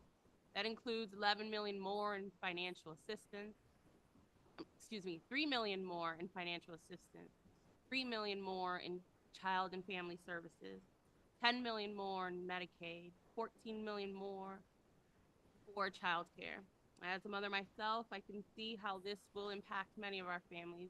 This budget includes investments in infrastructure and investments that are highlighted to be more in our people and our community.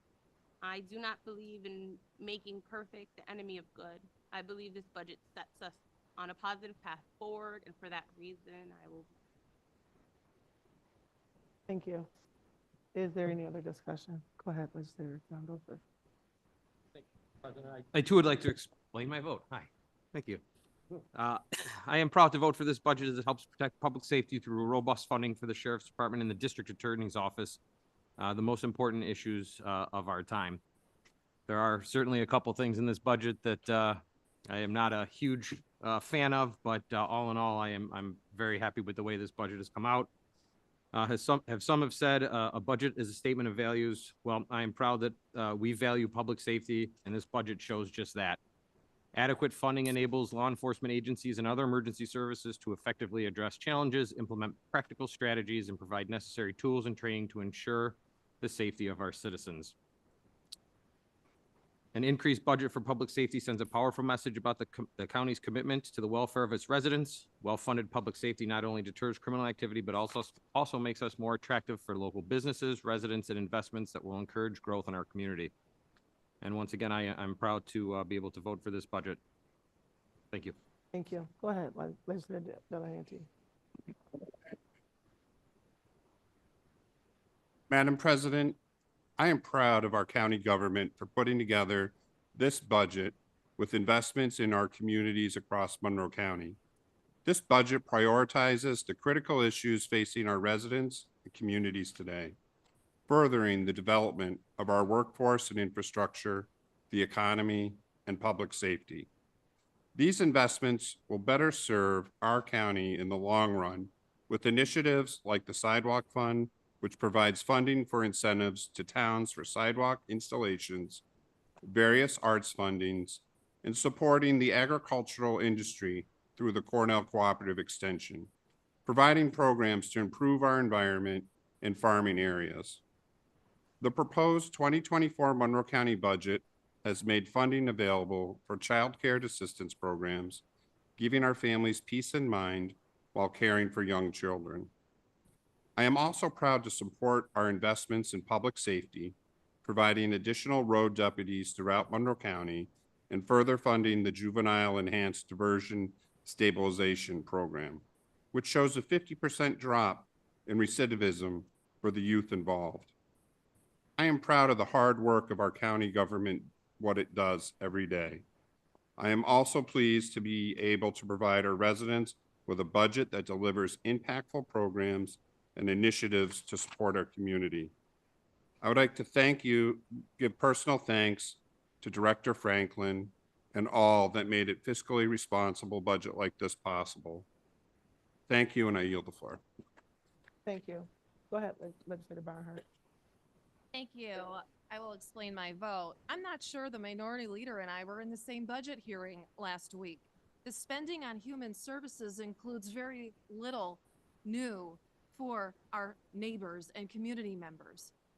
Just a couple weeks ago, the county sanctioned a mom with children because she didn't find housing fast enough, leaving her with no aid for 30 days. That is cruel. And instead of helping her, the county attacked the legislator on county time who helped bring this to light. To say there's increased spending is just to point to increased need and our need to meet state mandates. And we already know they overfund the safety net to make sure they don't run out of funds, which is a fine practice, but please do not try to spin this as we're doing more. We're not asking for the perfect. We're asking for more. And it is so disturbing to hear legislators parrot talking points from people who close the logs at 3 p.m., denying homeless families a chance for real care. That said, I'm voting yes because there is a lot of good in this budget. There's a lot of extra money that I will make sure goes to housing needs in our community this next term. Thank you. Thank you, Legislator Barnhart. Is there any other discussion? Go ahead, Legislator Brew. Thank you, Madam President. My remarks will be brief, explaining my vote, but I would, prior to doing that, I'd like to acknowledge the hard work of our County CFO, Mr. Robert Franklin. Year after year, he's performed beyond our greatest expectations in terms of knowing the budget, knowing the rules to play by, and doing a very good job, I feel, in communicating back to this legislative body everything they need to know about the questions. I think Mr. Franklin must sleep with the budget book under his pillow from October through November, but it's amazing how the detail of which Mr. Franklin has command of this county budget. So I'd like to commend Mr. Franklin and administration for what I feel is a job well done. Yes, there isn't everything for everybody, but I would consider to be a collaborative budget, and I'm very much in favor of a collaborative government. And I would only hope that possibly the state government, federal government could take a lesson from Monroe County and how we do our business as county legislatures and how we serve our constituents, rather than making every move a political based move. So I will be voting yes, supporting this budget. Thank you. Is there any other discussion? Seeing none, all in favor say aye. Aye.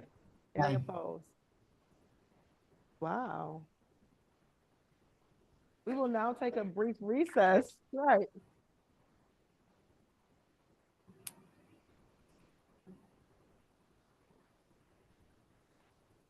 We will now take a brief recess so the county exec can sign the budget. Once the budget is signed, we will then move on to the rest of the agendas on the agenda items.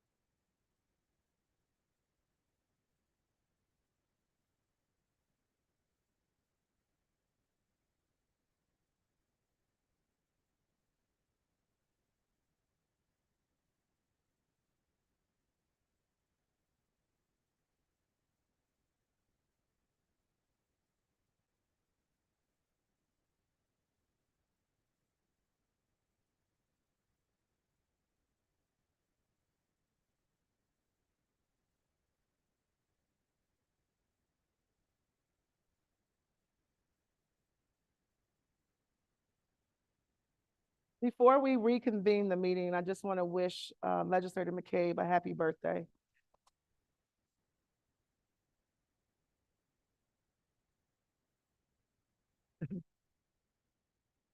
Now we will reconvene the December 12th, 2023 meeting of the Monroe County Legislature.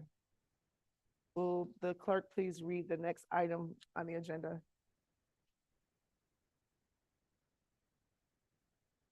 (49).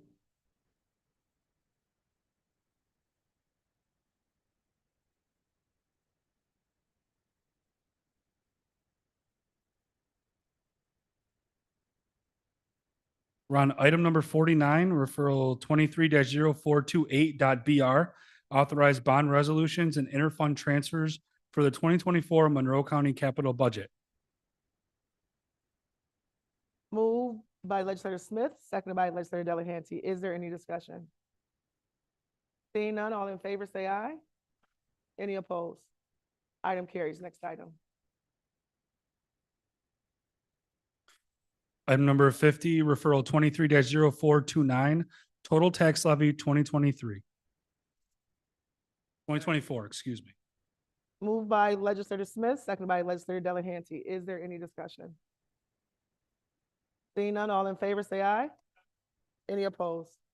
Item carries. Next item. Item number 51, referral 23-0341, providing that resolution entitled approving increase and improvement of facilities in Northwest Quadrant Pure Waters District, General Pump Station, Interceptor, and Treatment Plant improvements be lifted from the table. Moved by Legislator Johns, seconded by Legislator Smith. This is to lift from the table. All in favor, say aye. Any opposed? Item carries. Next item. Item number 52, referral 23-0341, providing that resolution entitled approving increase and improvement of facilities in Northwest Quadrant Pure Waters District, General Pump Station, Interceptor, and Treatment Plant improvements be adopted. Moved by Legislator Johns, seconded by Legislator Smith. This is to adopt. Is there any discussion? Seeing none, all in favor, say aye. Any opposed? Item carries. Next item. Item number 53, referral 23-0343, providing that resolution entitled approving increase and improvement of facilities in Gates Chile Ogden Sewer District, General Collection System improvements be lifted from the table. Moved by Legislator Johns, seconded by Legislator Smith. This is to lift from the table. All in favor, say aye. Any opposed? Item carries. Next item. Item number 54, referral 23-0343, providing that resolution entitled approving increase and improvement of facilities in Gates Chile Ogden Sewer District, General Collection System improvements be adopted. Moved by Legislator Johns, seconded by Legislator Smith. This is to adopt. Is there any discussion? Seeing none, all in favor, say aye. Any opposed? Item carries. Next item. Item number 55, referral 23-0345, providing that resolution entitled approving increase and improvement of facilities in Rochester Pure Waters District, General Collection System and Treatment Plant improvements be lifted from the table. Moved by Legislator Johns, seconded by Legislator Smith. This is to lift from the table. All in favor, say aye. Any opposed? Item carries. Next item.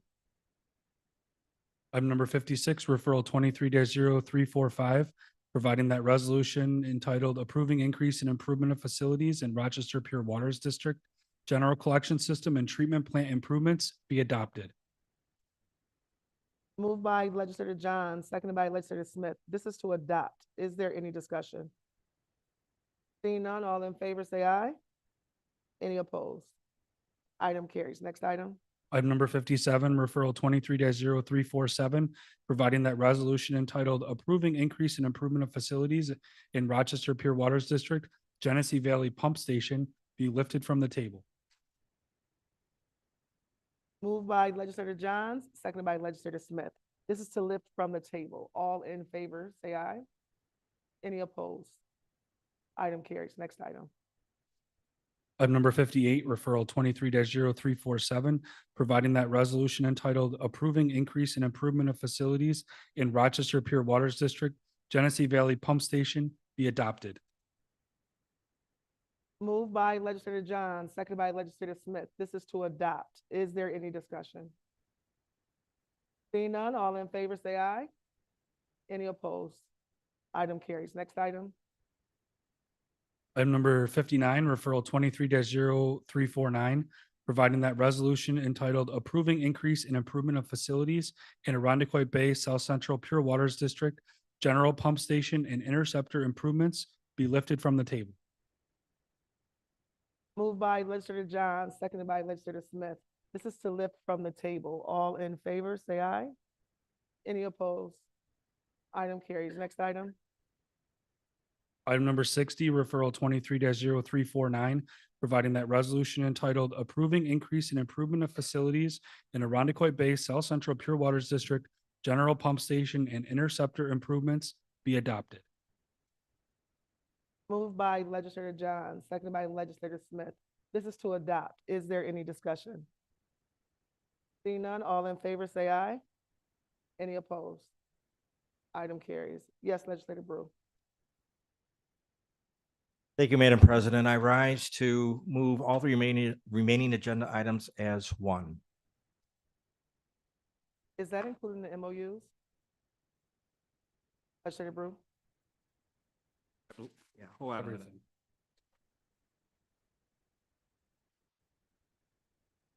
61 through 84. Is there a second? With no objection, yes, it would include the MOUs as well. There is a second. Was that legislator Roman as well? Yes, I believe. And legislator Delahanty. All in favor, say aye. Aye. Any opposed? Item carries. And there is no unfinished. Oh, I'm sorry, go ahead.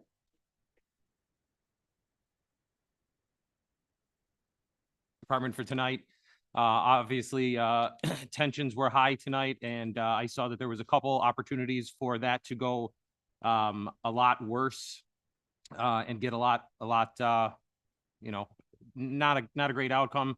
And your ability to de-escalate that situation and not lead to any violence was to be commended, and we appreciate what you guys did for us tonight. So thank you very much.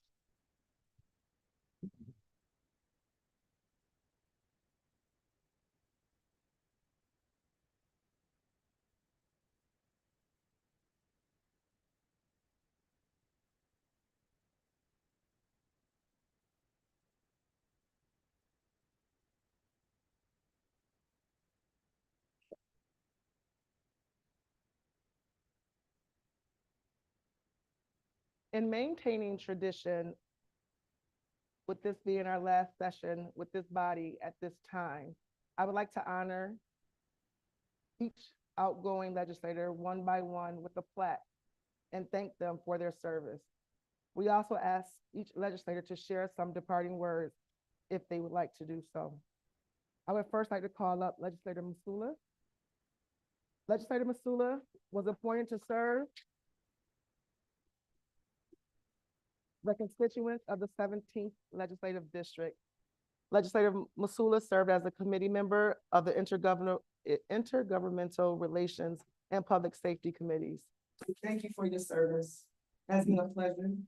Legislator Masula, would you like to say a few minutes? Sure, very briefly, Madam President. Before this meeting began today, a certain legislator poked fun at me. It was Legislator Udelson. And he said that my plaque should have the exact time that I started and exact time I ended, because I was only here for a few minutes apparently, which, though it hurt my feelings in the moment, is fair. I haven't been here. I have not been here very long, but it's been a great honor. It was great working with everyone. Passing this budget has been a great honor, and I've really enjoyed my time here. It's been a unique experience, unique couple months. I did want to mention, obviously, I'm finishing out a term for Maria Vecchio, who, you know, had this seat for the vast majority of this term. So I want to, I guess, I think we all should be, you know, thankful for her service. And I just finished out the last couple months. So thank you so much for all of your kindness and meeting all of you. And again, it's been a great honor and privilege.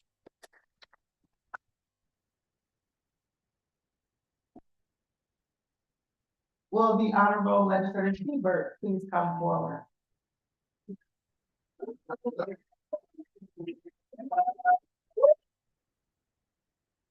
Legislator Hebert was elected to serve the 15th Legislative District in 2015. On the legislature, he has served as Assistant Majority Leader, Chairman of the Intergovernmental Relations and Human Service Committees, and Vice Chairman of the Recreation, Education, Ways and Means, Human Services, and Transportation Committees. Legislator Hebert, thank you for your service to this body and your service to this country as well. Thank you, Madam President. Why the hat? Army managed to squeak out a victory against Navy on Saturday. I will say for the 4th consecutive time. But next year, Navy will own the Commander-in-Chief's trophy, and Mr. Legislator Alcoffer and I have a thing where we bet this, I think, every year, so thus the hat tonight. It wasn't the best night to wear the hat, given that it identified me as an Army guy with a whole bunch of people here who don't like anybody in the military. I do have just a couple quick things to say, and this is to all of you, my fellow legislators, as well as the members of the administration who run for office. You represent your constituents, both those that are in your district, for those of you sitting in front of me, Mr. Bello, for the entire county, obviously, but you guys also represent the entire county. And legislation should be considered on its merits. I will tell you that 2 things I have not heard enough of are what's good for our constituents. Haven't heard that when I talk to my friends in the Democratic side enough, not that they don't mention it, but I'd love to talk about it as the only reason we vote on legislation. Not whether or not somebody deserves a win or somebody we don't like him or her. Has nothing to do with it. What's right for your constituents is what should be driving you. And there are 2 sides of this chamber for a reason. There are a lot of things we can disagree on, and we do disagree on, and we do disagree on them sometimes quite vehemently and quite assiduously. But it doesn't mean we have to be disagreeable. We don't have to write notes saying how the other side is, distasteful, and I'm trying to be nice. We should try to work together far more so than we do even today. And that's the end of what I have to say about me, but I have been given the privilege of introducing another legislator who is also one of the 3 members, former military members in this body, and that's Legislator Frank Alcoffer. Could you join us up here, Frank?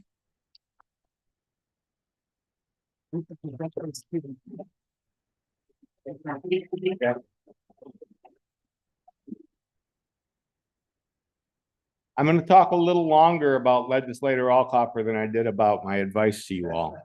But it's been my honor and privilege to serve with Legislator Alcoffer as he completes his 60th, that's 60 year of service to the Monroe County community. For those of you who've been, thank you. And I'm going to detail that, I'm sorry, but it's going to take a couple minutes. Frank graduated from Gates Chile High School in 1964, but he didn't wait until then to start serving. He, as a high school junior, he began working for Gates Recreation Supervisor position, and he held that position for 4 years. From 67 to 69, that's 1967 to 1969, he served in the U.S. Army, part of that in Vietnam, eventually being honorably discharged as a sergeant. He returned, he also saw combat veteran here. He returned to Rochester, serving briefly in the city of Rochester's Parks and Recreation Department before moving back to Gates as the Recreation and Parks Director for 32 years. In 2002, he began 6 years as the Monroe County Director of Parks. 2008 saw Frank begin his service as a constituent relations aide to state senators Maziarz and Robach, which he did for the next 13 years. During that time, he also served as a Gates Town Council member for 8 years, where he was also the deputy supervisor the last 4 years. Tonight is his last meeting after 8 years in the county legislature. Total 60 years. Yeah, that's 6-0. I do have one recommendation for you because Frank is a real jovial guy. First of all, if he pats you on the back, he might break your spine. So be aware of that. But never go to lunch with Frank and Gates. And here's why. As you enter the restaurant, let's say your table is from here to Ms. Barnhart from me. It will take you 15 minutes to get there because he knows, and everybody in Gates, every single resident in Gates knows him, loves him, and will stop you to talk to him. So after your 15 minutes to the table, you'll then eat lunch where you will not have an opportunity to talk because you'll be interrupted continually by by people coming and going. And then it will take you at least a half an hour to exit because people will know he's there and will catch him. He's beloved in town. No other way to put it. He knows everyone. Everyone knows him. And, oh, by the way, he holds multiple college degrees, which he got along the way, including a master's in public administration from Brockport, which he got about 30 years into his career. And Frank, it's your turn to say something. I've said enough. This is one heck of a guy. My pleasure.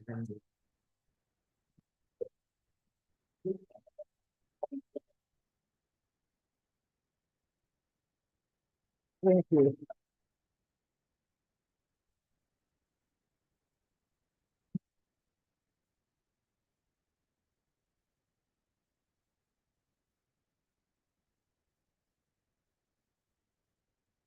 you. Thank you all so very much. And George, thank you so much, For me, this is a bittersweet moment. I remember it was just, I was a junior in high school and my next door neighbor came over to me who was on the Parks Commission, says, would you like to work for the Town of Gates Recreation Parks Department, And I said, sure, I really didn't know too much, but that started my career. I got hooked on recreation and parks and I just had to follow through and I got my associate's degree at MCC in recreation supervision. And as George mentioned, went on the Brockport and got it in parks and recreation, followed by a master's, But that opened up a whole new career of government.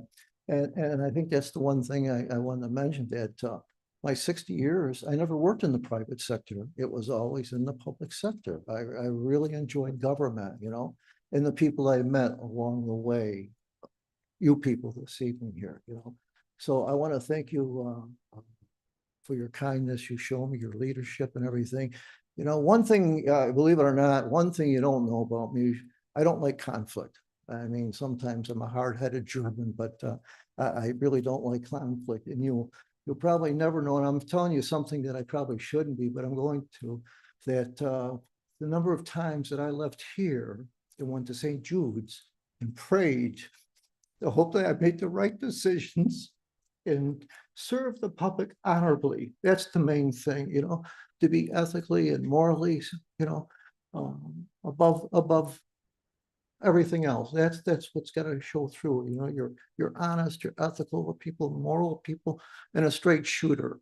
And that's what I wanted to be remembered as. So again, I want to thank each of you for your love and your guidance. I really appreciate that. And it's something I will always take with me. Next stop is going to be the old VA in Canandaigua. Right now I'm in the old farmhouse from 1840. And I'm in the process of remodeling that. I got a new roof on the house in the garage, a new driveway, and now I'm going to start the interior. But at 79, I just can't do that much anymore. And that was one of the reasons, I don't have a problem with memory, remembering things. And just, I got scoliosis, as the VA docs told me, so I got to watch that. But my next stop, I want to fix the house up and stay around Gates as much as I can. And the next stop will be the VA in Canandaigua. They promise to take good care of me. But again, thank you so much. We really appreciate it.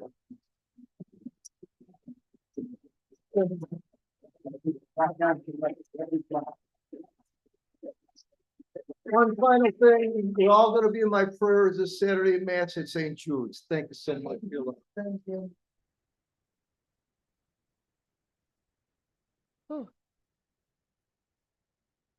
Will the Honorable Legislator Taylor please come forward?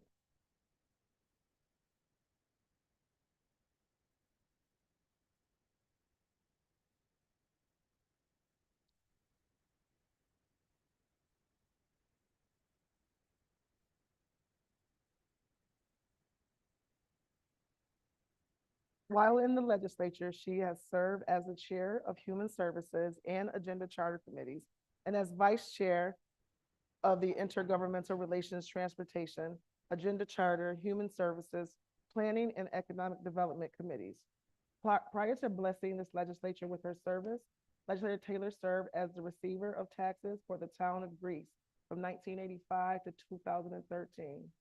Legislator, thank you for your service to this body. It has been a pleasure working with you, and you will be missed.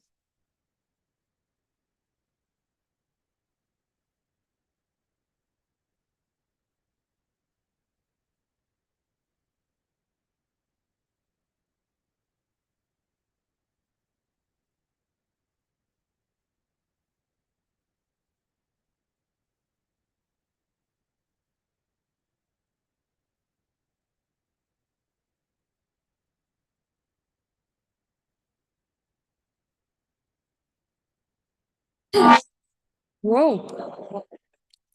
I guess that's a message. That's a message. But like everyone, it's been an honor and a pleasure to work with all of you. I'm not a woman of many words. I haven't been a legislative superwoman, but I always felt I was a loyal team member of my caucus. And like I said, I've served the residents in Greece for many years and always enjoyed it. Been called many names, of course, being the tax receiver, but I think that was better than what we did tonight. So the rest of my time, I want to thank the staff, both staffs. People don't realize what they do and how much support our staff gives us. And the staff of the majority office has been one of the best. My health hasn't been the best in the past years, or last year, and they did everything they could to make life easier for me. And I want them to go forward, keeping their heads high.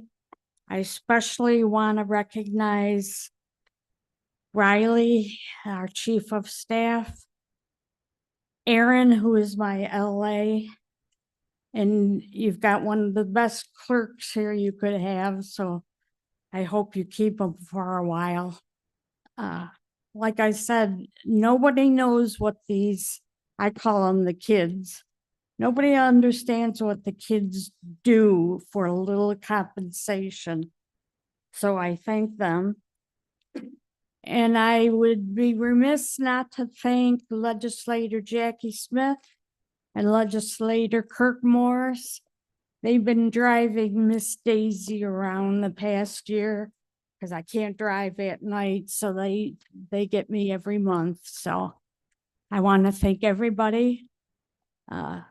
County Executive, it's been an honor serving with you. I go back with Jeff McCann many, many years. He lost his hair though, I didn't. Jeff and I have been on both sides of the aisles. Matter of fact, he lived in my grandmother's house for many years, and we've seen a lot with politics.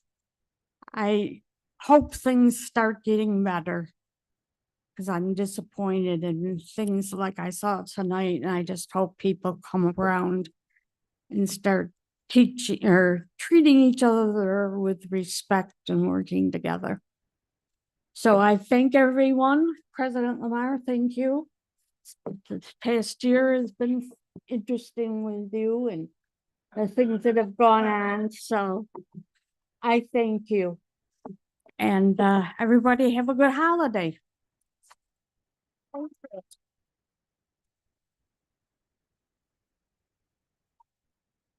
Thank you, everyone.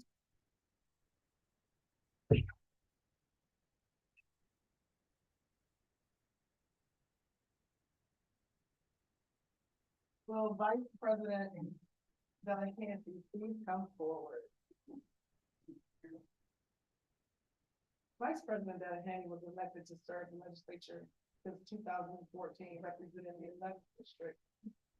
Prior to serving as VP, he served as chairman of Ways and Means and vice chair of the Environment and Public Works and Recreation and Education.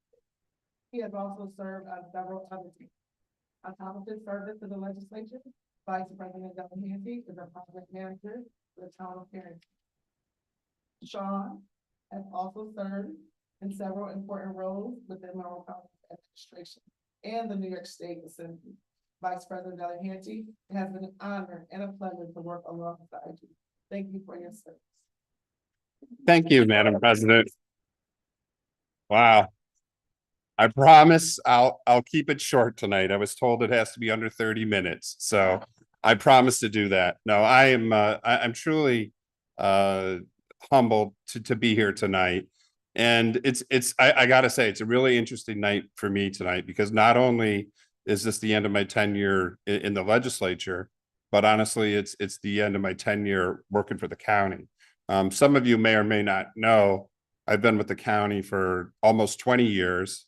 And tonight is a perfect way to end it. You know, tonight's meeting is a good, kind of hit all the points that I've seen over the years that I've worked here, not only in the county legislature, but in Monroe County. And I will be brief, but I will name just a few people over the years and just have a few remarks I'd like to impart with everyone with here tonight. And you know, I have to say, I am a, you know, a lot of you, it's kind of interesting because I look out and I know a lot of you, I know a lot of people on this side of the aisle. I know a lot of people on this side of the aisle. It's kind of funny. Some of you may or may not know, my nephew was an intern over here on the Democrat side of the aisle. I come from a family, the Delahanty family in Albany, who for the past 100 years has not had one registered Republican other than myself. So that's made life very interesting when I go home to Albany or here in Rochester. And I have very active family members here within both the Democratic Party as well as I'm with the Republican Party. But what I'd like to say to that, you know, it's been a terrific opportunity here. I had the privilege of working for County Executive Maggie Brooks. And then I had an amazing opportunity working for Assemblyman Mark Johns. And someday I will write a book about that experience. And it will probably be a bestseller, Mark. And yes, you'll get your cut. Yeah. And also I've had the great privilege of working for Fritz May in the village of Fairport, as well as currently Kieran Hanna in the town of Perrington. Just some outstanding individuals, great public servants. And that's something that I've always strived to do. I would not say I'm your, and I can say this because you all know me, I'm not your typical Republican. I have, you know, a very diverse background, a private sector background, as well as a government background. I live in, as many of you know, I believe one of the most amazing communities in the country. I am so blessed to live out in Fairport and Perrington. But what many of you may not know as well is that in my family, I have 6 nieces and nephews who have attended or graduated from Rochester City School District.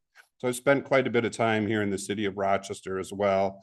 And it's a blessing to be able to have that here in Rochester, out in Fairport. And what I want to say to this group is that I believe working together makes us a lot stronger. And I like to give a lot of credit to the county executive, Adam Bello, in the administration. I think in working with the minority, the majority, coming together, when we work together, we can accomplish great things for this community. And I mean that whether it's, you know, crime issues, social issues, business issues, and especially, you know, the tax issues in this community. It's so important that we focus on the future, that we focus on young people, and that we strive to continue to invest in this community. And that's why I've always been so passionate. I'm the son of my father worked for Otis Elevator for 35 years. He was in construction. My mother's a retired nurse, 50 years, very committed to this community. And I'm a little emotional because, you know, I'm so proud of my family and my brother and sister who are educators here in the city of Rochester and their spouses as well. We are committed to public service in my family. Thank you. And it's tough, you know, people walk up to me and they say, what are you gonna do? You know, I've only known you being at meetings or working in government and working in legislation.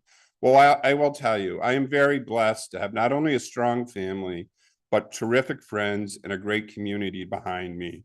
And I appreciate and just have to mention working with everyone here on both sides of the aisle.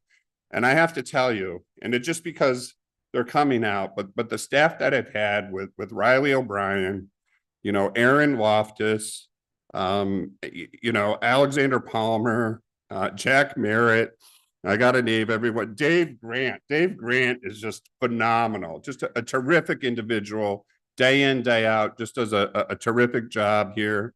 Ian Watkins, you know, getting to know Vince Felder and Frank Keel, but these are two people I thought I'd never get to know. And you know, President Lamar, getting to know you, it's truly been an honor to get a different perspective, one that I don't think I would have had.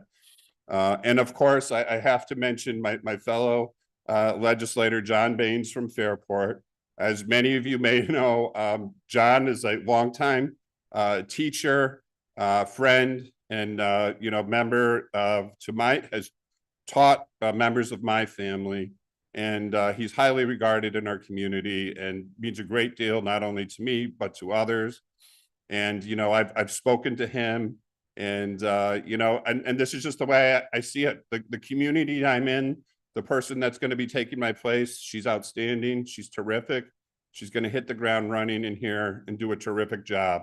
And I would ask all of you that we look at that. Steve Brew, you know, Paul Dondorfer, Robert Colby, you know, this group, I'm telling you, worked tirelessly for this community. And they worked behind the scenes, were always willing to, again, whether it was work with different communities or come across the aisle. And I think that's so important that we have that and continue that. And I want that to continue on. And I know, you know, as a room, we don't always get to, you know, always don't get along, always don't see the same side of an issue. But I think it's important that we respect each other, we take care of each other, and ultimately we care about this community. So thank you for that. Okay.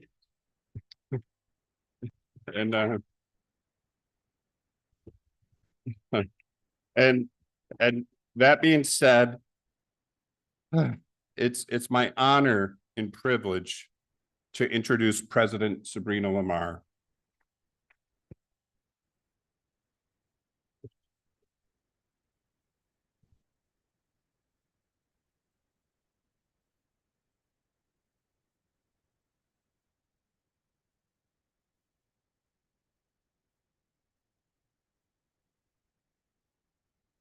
Thank you.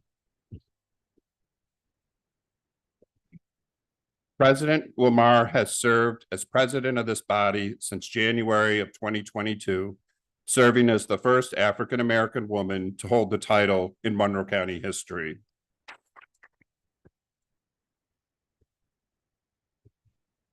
President Lamar has been a true leader in bipartisan government, and for the first time in history, every piece of legislation in this past session, 100%, has been passed with bipartisan support. She has set an example of how government should work, regardless of party affiliation, strictly for the community. She was appointed in 2019 and later elected to serve the 27th Legislative District in 2019. On top of serving as president, she was the assistant leader of the Black and Asian Democratic Caucus and ranking committee member on Public Safety and Human Services Committee. Within her service as legislator, President Lamar was always committed in serving the constituents of the city of Rochester and remained committed to fighting against violence and poverty in the city of Rochester and a tireless advocate for racial equality and diversity in Monroe County. Some of her many great accomplishments and legislation passed include the creation of the Monroe County Gantz Law for MWBE Equity and Access, fighting for the creation of the Department of Diversity, Equity, and Inclusion, and fighting for increases to the indigent burial funding, funding for our small local arts organizations, banning the box, and for the first time in history, creating 6 Black majority legislative districts in compliance with the Voting Rights Act, just to name a few. President Lamar, it has been an honor working with you, and I am proud to have been a part of this historic presidency with historic results. I truly appreciate your leadership and the example you have set for this body for future years. Thank you for your service, and please share some words for the legislature. Thank you.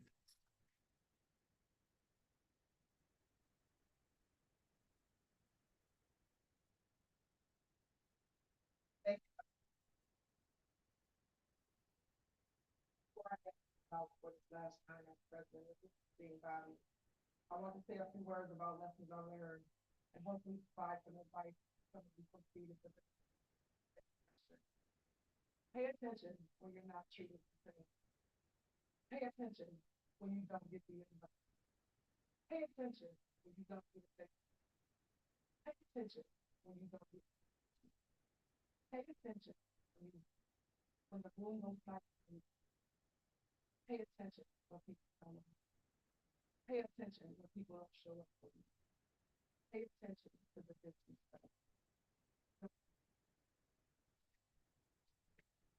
So I realized I think peace in my community. I raised the bar for knowing how to deal with disrespect with grace and I didn't waver at the task I had before me to be the best legislator and the best president of the legislature that I could be, because we have over 750 House residents that we represent politically around this county. Today, I'm happy and blessed because I stayed true to my beliefs and I didn't waver under the political pressure that came at me from all sides. I know that the best is yet to come. My destiny will never be tied to the vicious things that were done to me, and it won't be tied to any one of you, because I will forever be etched into the fabric of this county. You see, I made history. I stand on the shoulders of Constance Mitchell and Lachey Harris, 2 powerful Black women who grace these halls, and those that come after me stand on my shoulders. I have no regrets. Despite the challenges I face, I'm proud that on behalf of the residents of this county and the people of the 27th Legislative District, that I was able to deliver the Monroe County Fair Chance Employment Act, rename the Frederick Douglass Greater International Airport, funding for the minority-run fine arts organizations and the Memorial Art Gallery, funding for youth programs and nonprofits for the city, the creation of the Department of Diversity, Equity, and Inclusion, the Gantz Law for MWBEs, redistricting with 6 majority Black districts, the best value procurement policy to allow MWBEs and veteran-owned businesses to be a part of the consideration for contracts, the Dignified Indigenous Burial Act of 2021, the Diversity Action Plan Committee, Forensics Intervention Team, the Grease Trap, also known as Bryce Law, authorized retention payments for county employees, approved every union contract, updated the Code of Ethics. I could go on and on. I'm hopeful that the next president will be a woman of color. And I would say to both Yaversha and Mercedes, as Latina women, do not allow these folks to use and divide you. You have the opportunity to make her story on behalf of the Latina community, so do it.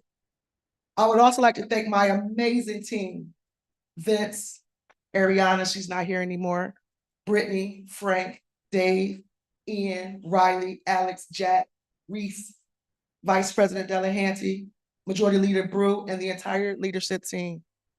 I would also like to take a moment to say thank you to Jackie Smith for always being so kind to me. Some days I wouldn't have made it without you. So I thank you. And I'm sorry, I think I skipped Aaron. Those are my work kids over there. I'm their work mom. I'm their work mom. But Aaron, I love you too. And to the rest of you, understand who you serve.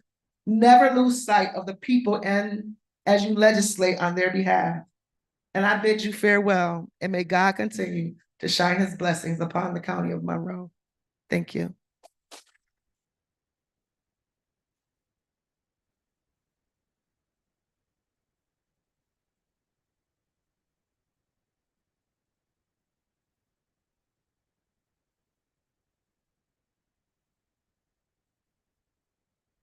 Legislator Baines approached me a little while ago and asked me if he could say some words before we wrap it up. So Legislator Baines. 2 years ago, we were on a Zoom call. We were ending a session of the legislature. Didn't feel like this. Tone, the tenor. This feels really different. And did that. Did. Now, I know you were just proclaiming, and I haven't told these guys that I gave you your hip hop name, La Marvelous. But you know, the thing about the work, that when the hurts burn off, the injuries are forgotten, we remember the heart. We'll remember you first for your smile, but we will remember your heart. We will remember how you treated people even when you were experiencing profound loss in your personal life. We will remember the way you showed empathy and respect to the most marginalized people in this community who came to that lectern. Gave them your heart. And I know that I don't speak for anybody but myself, but I'm guessing there might be a few people with me when I say, I am so proud to know you, and I know there are big things ahead for you, La Marvelous. So God bless you and keep you.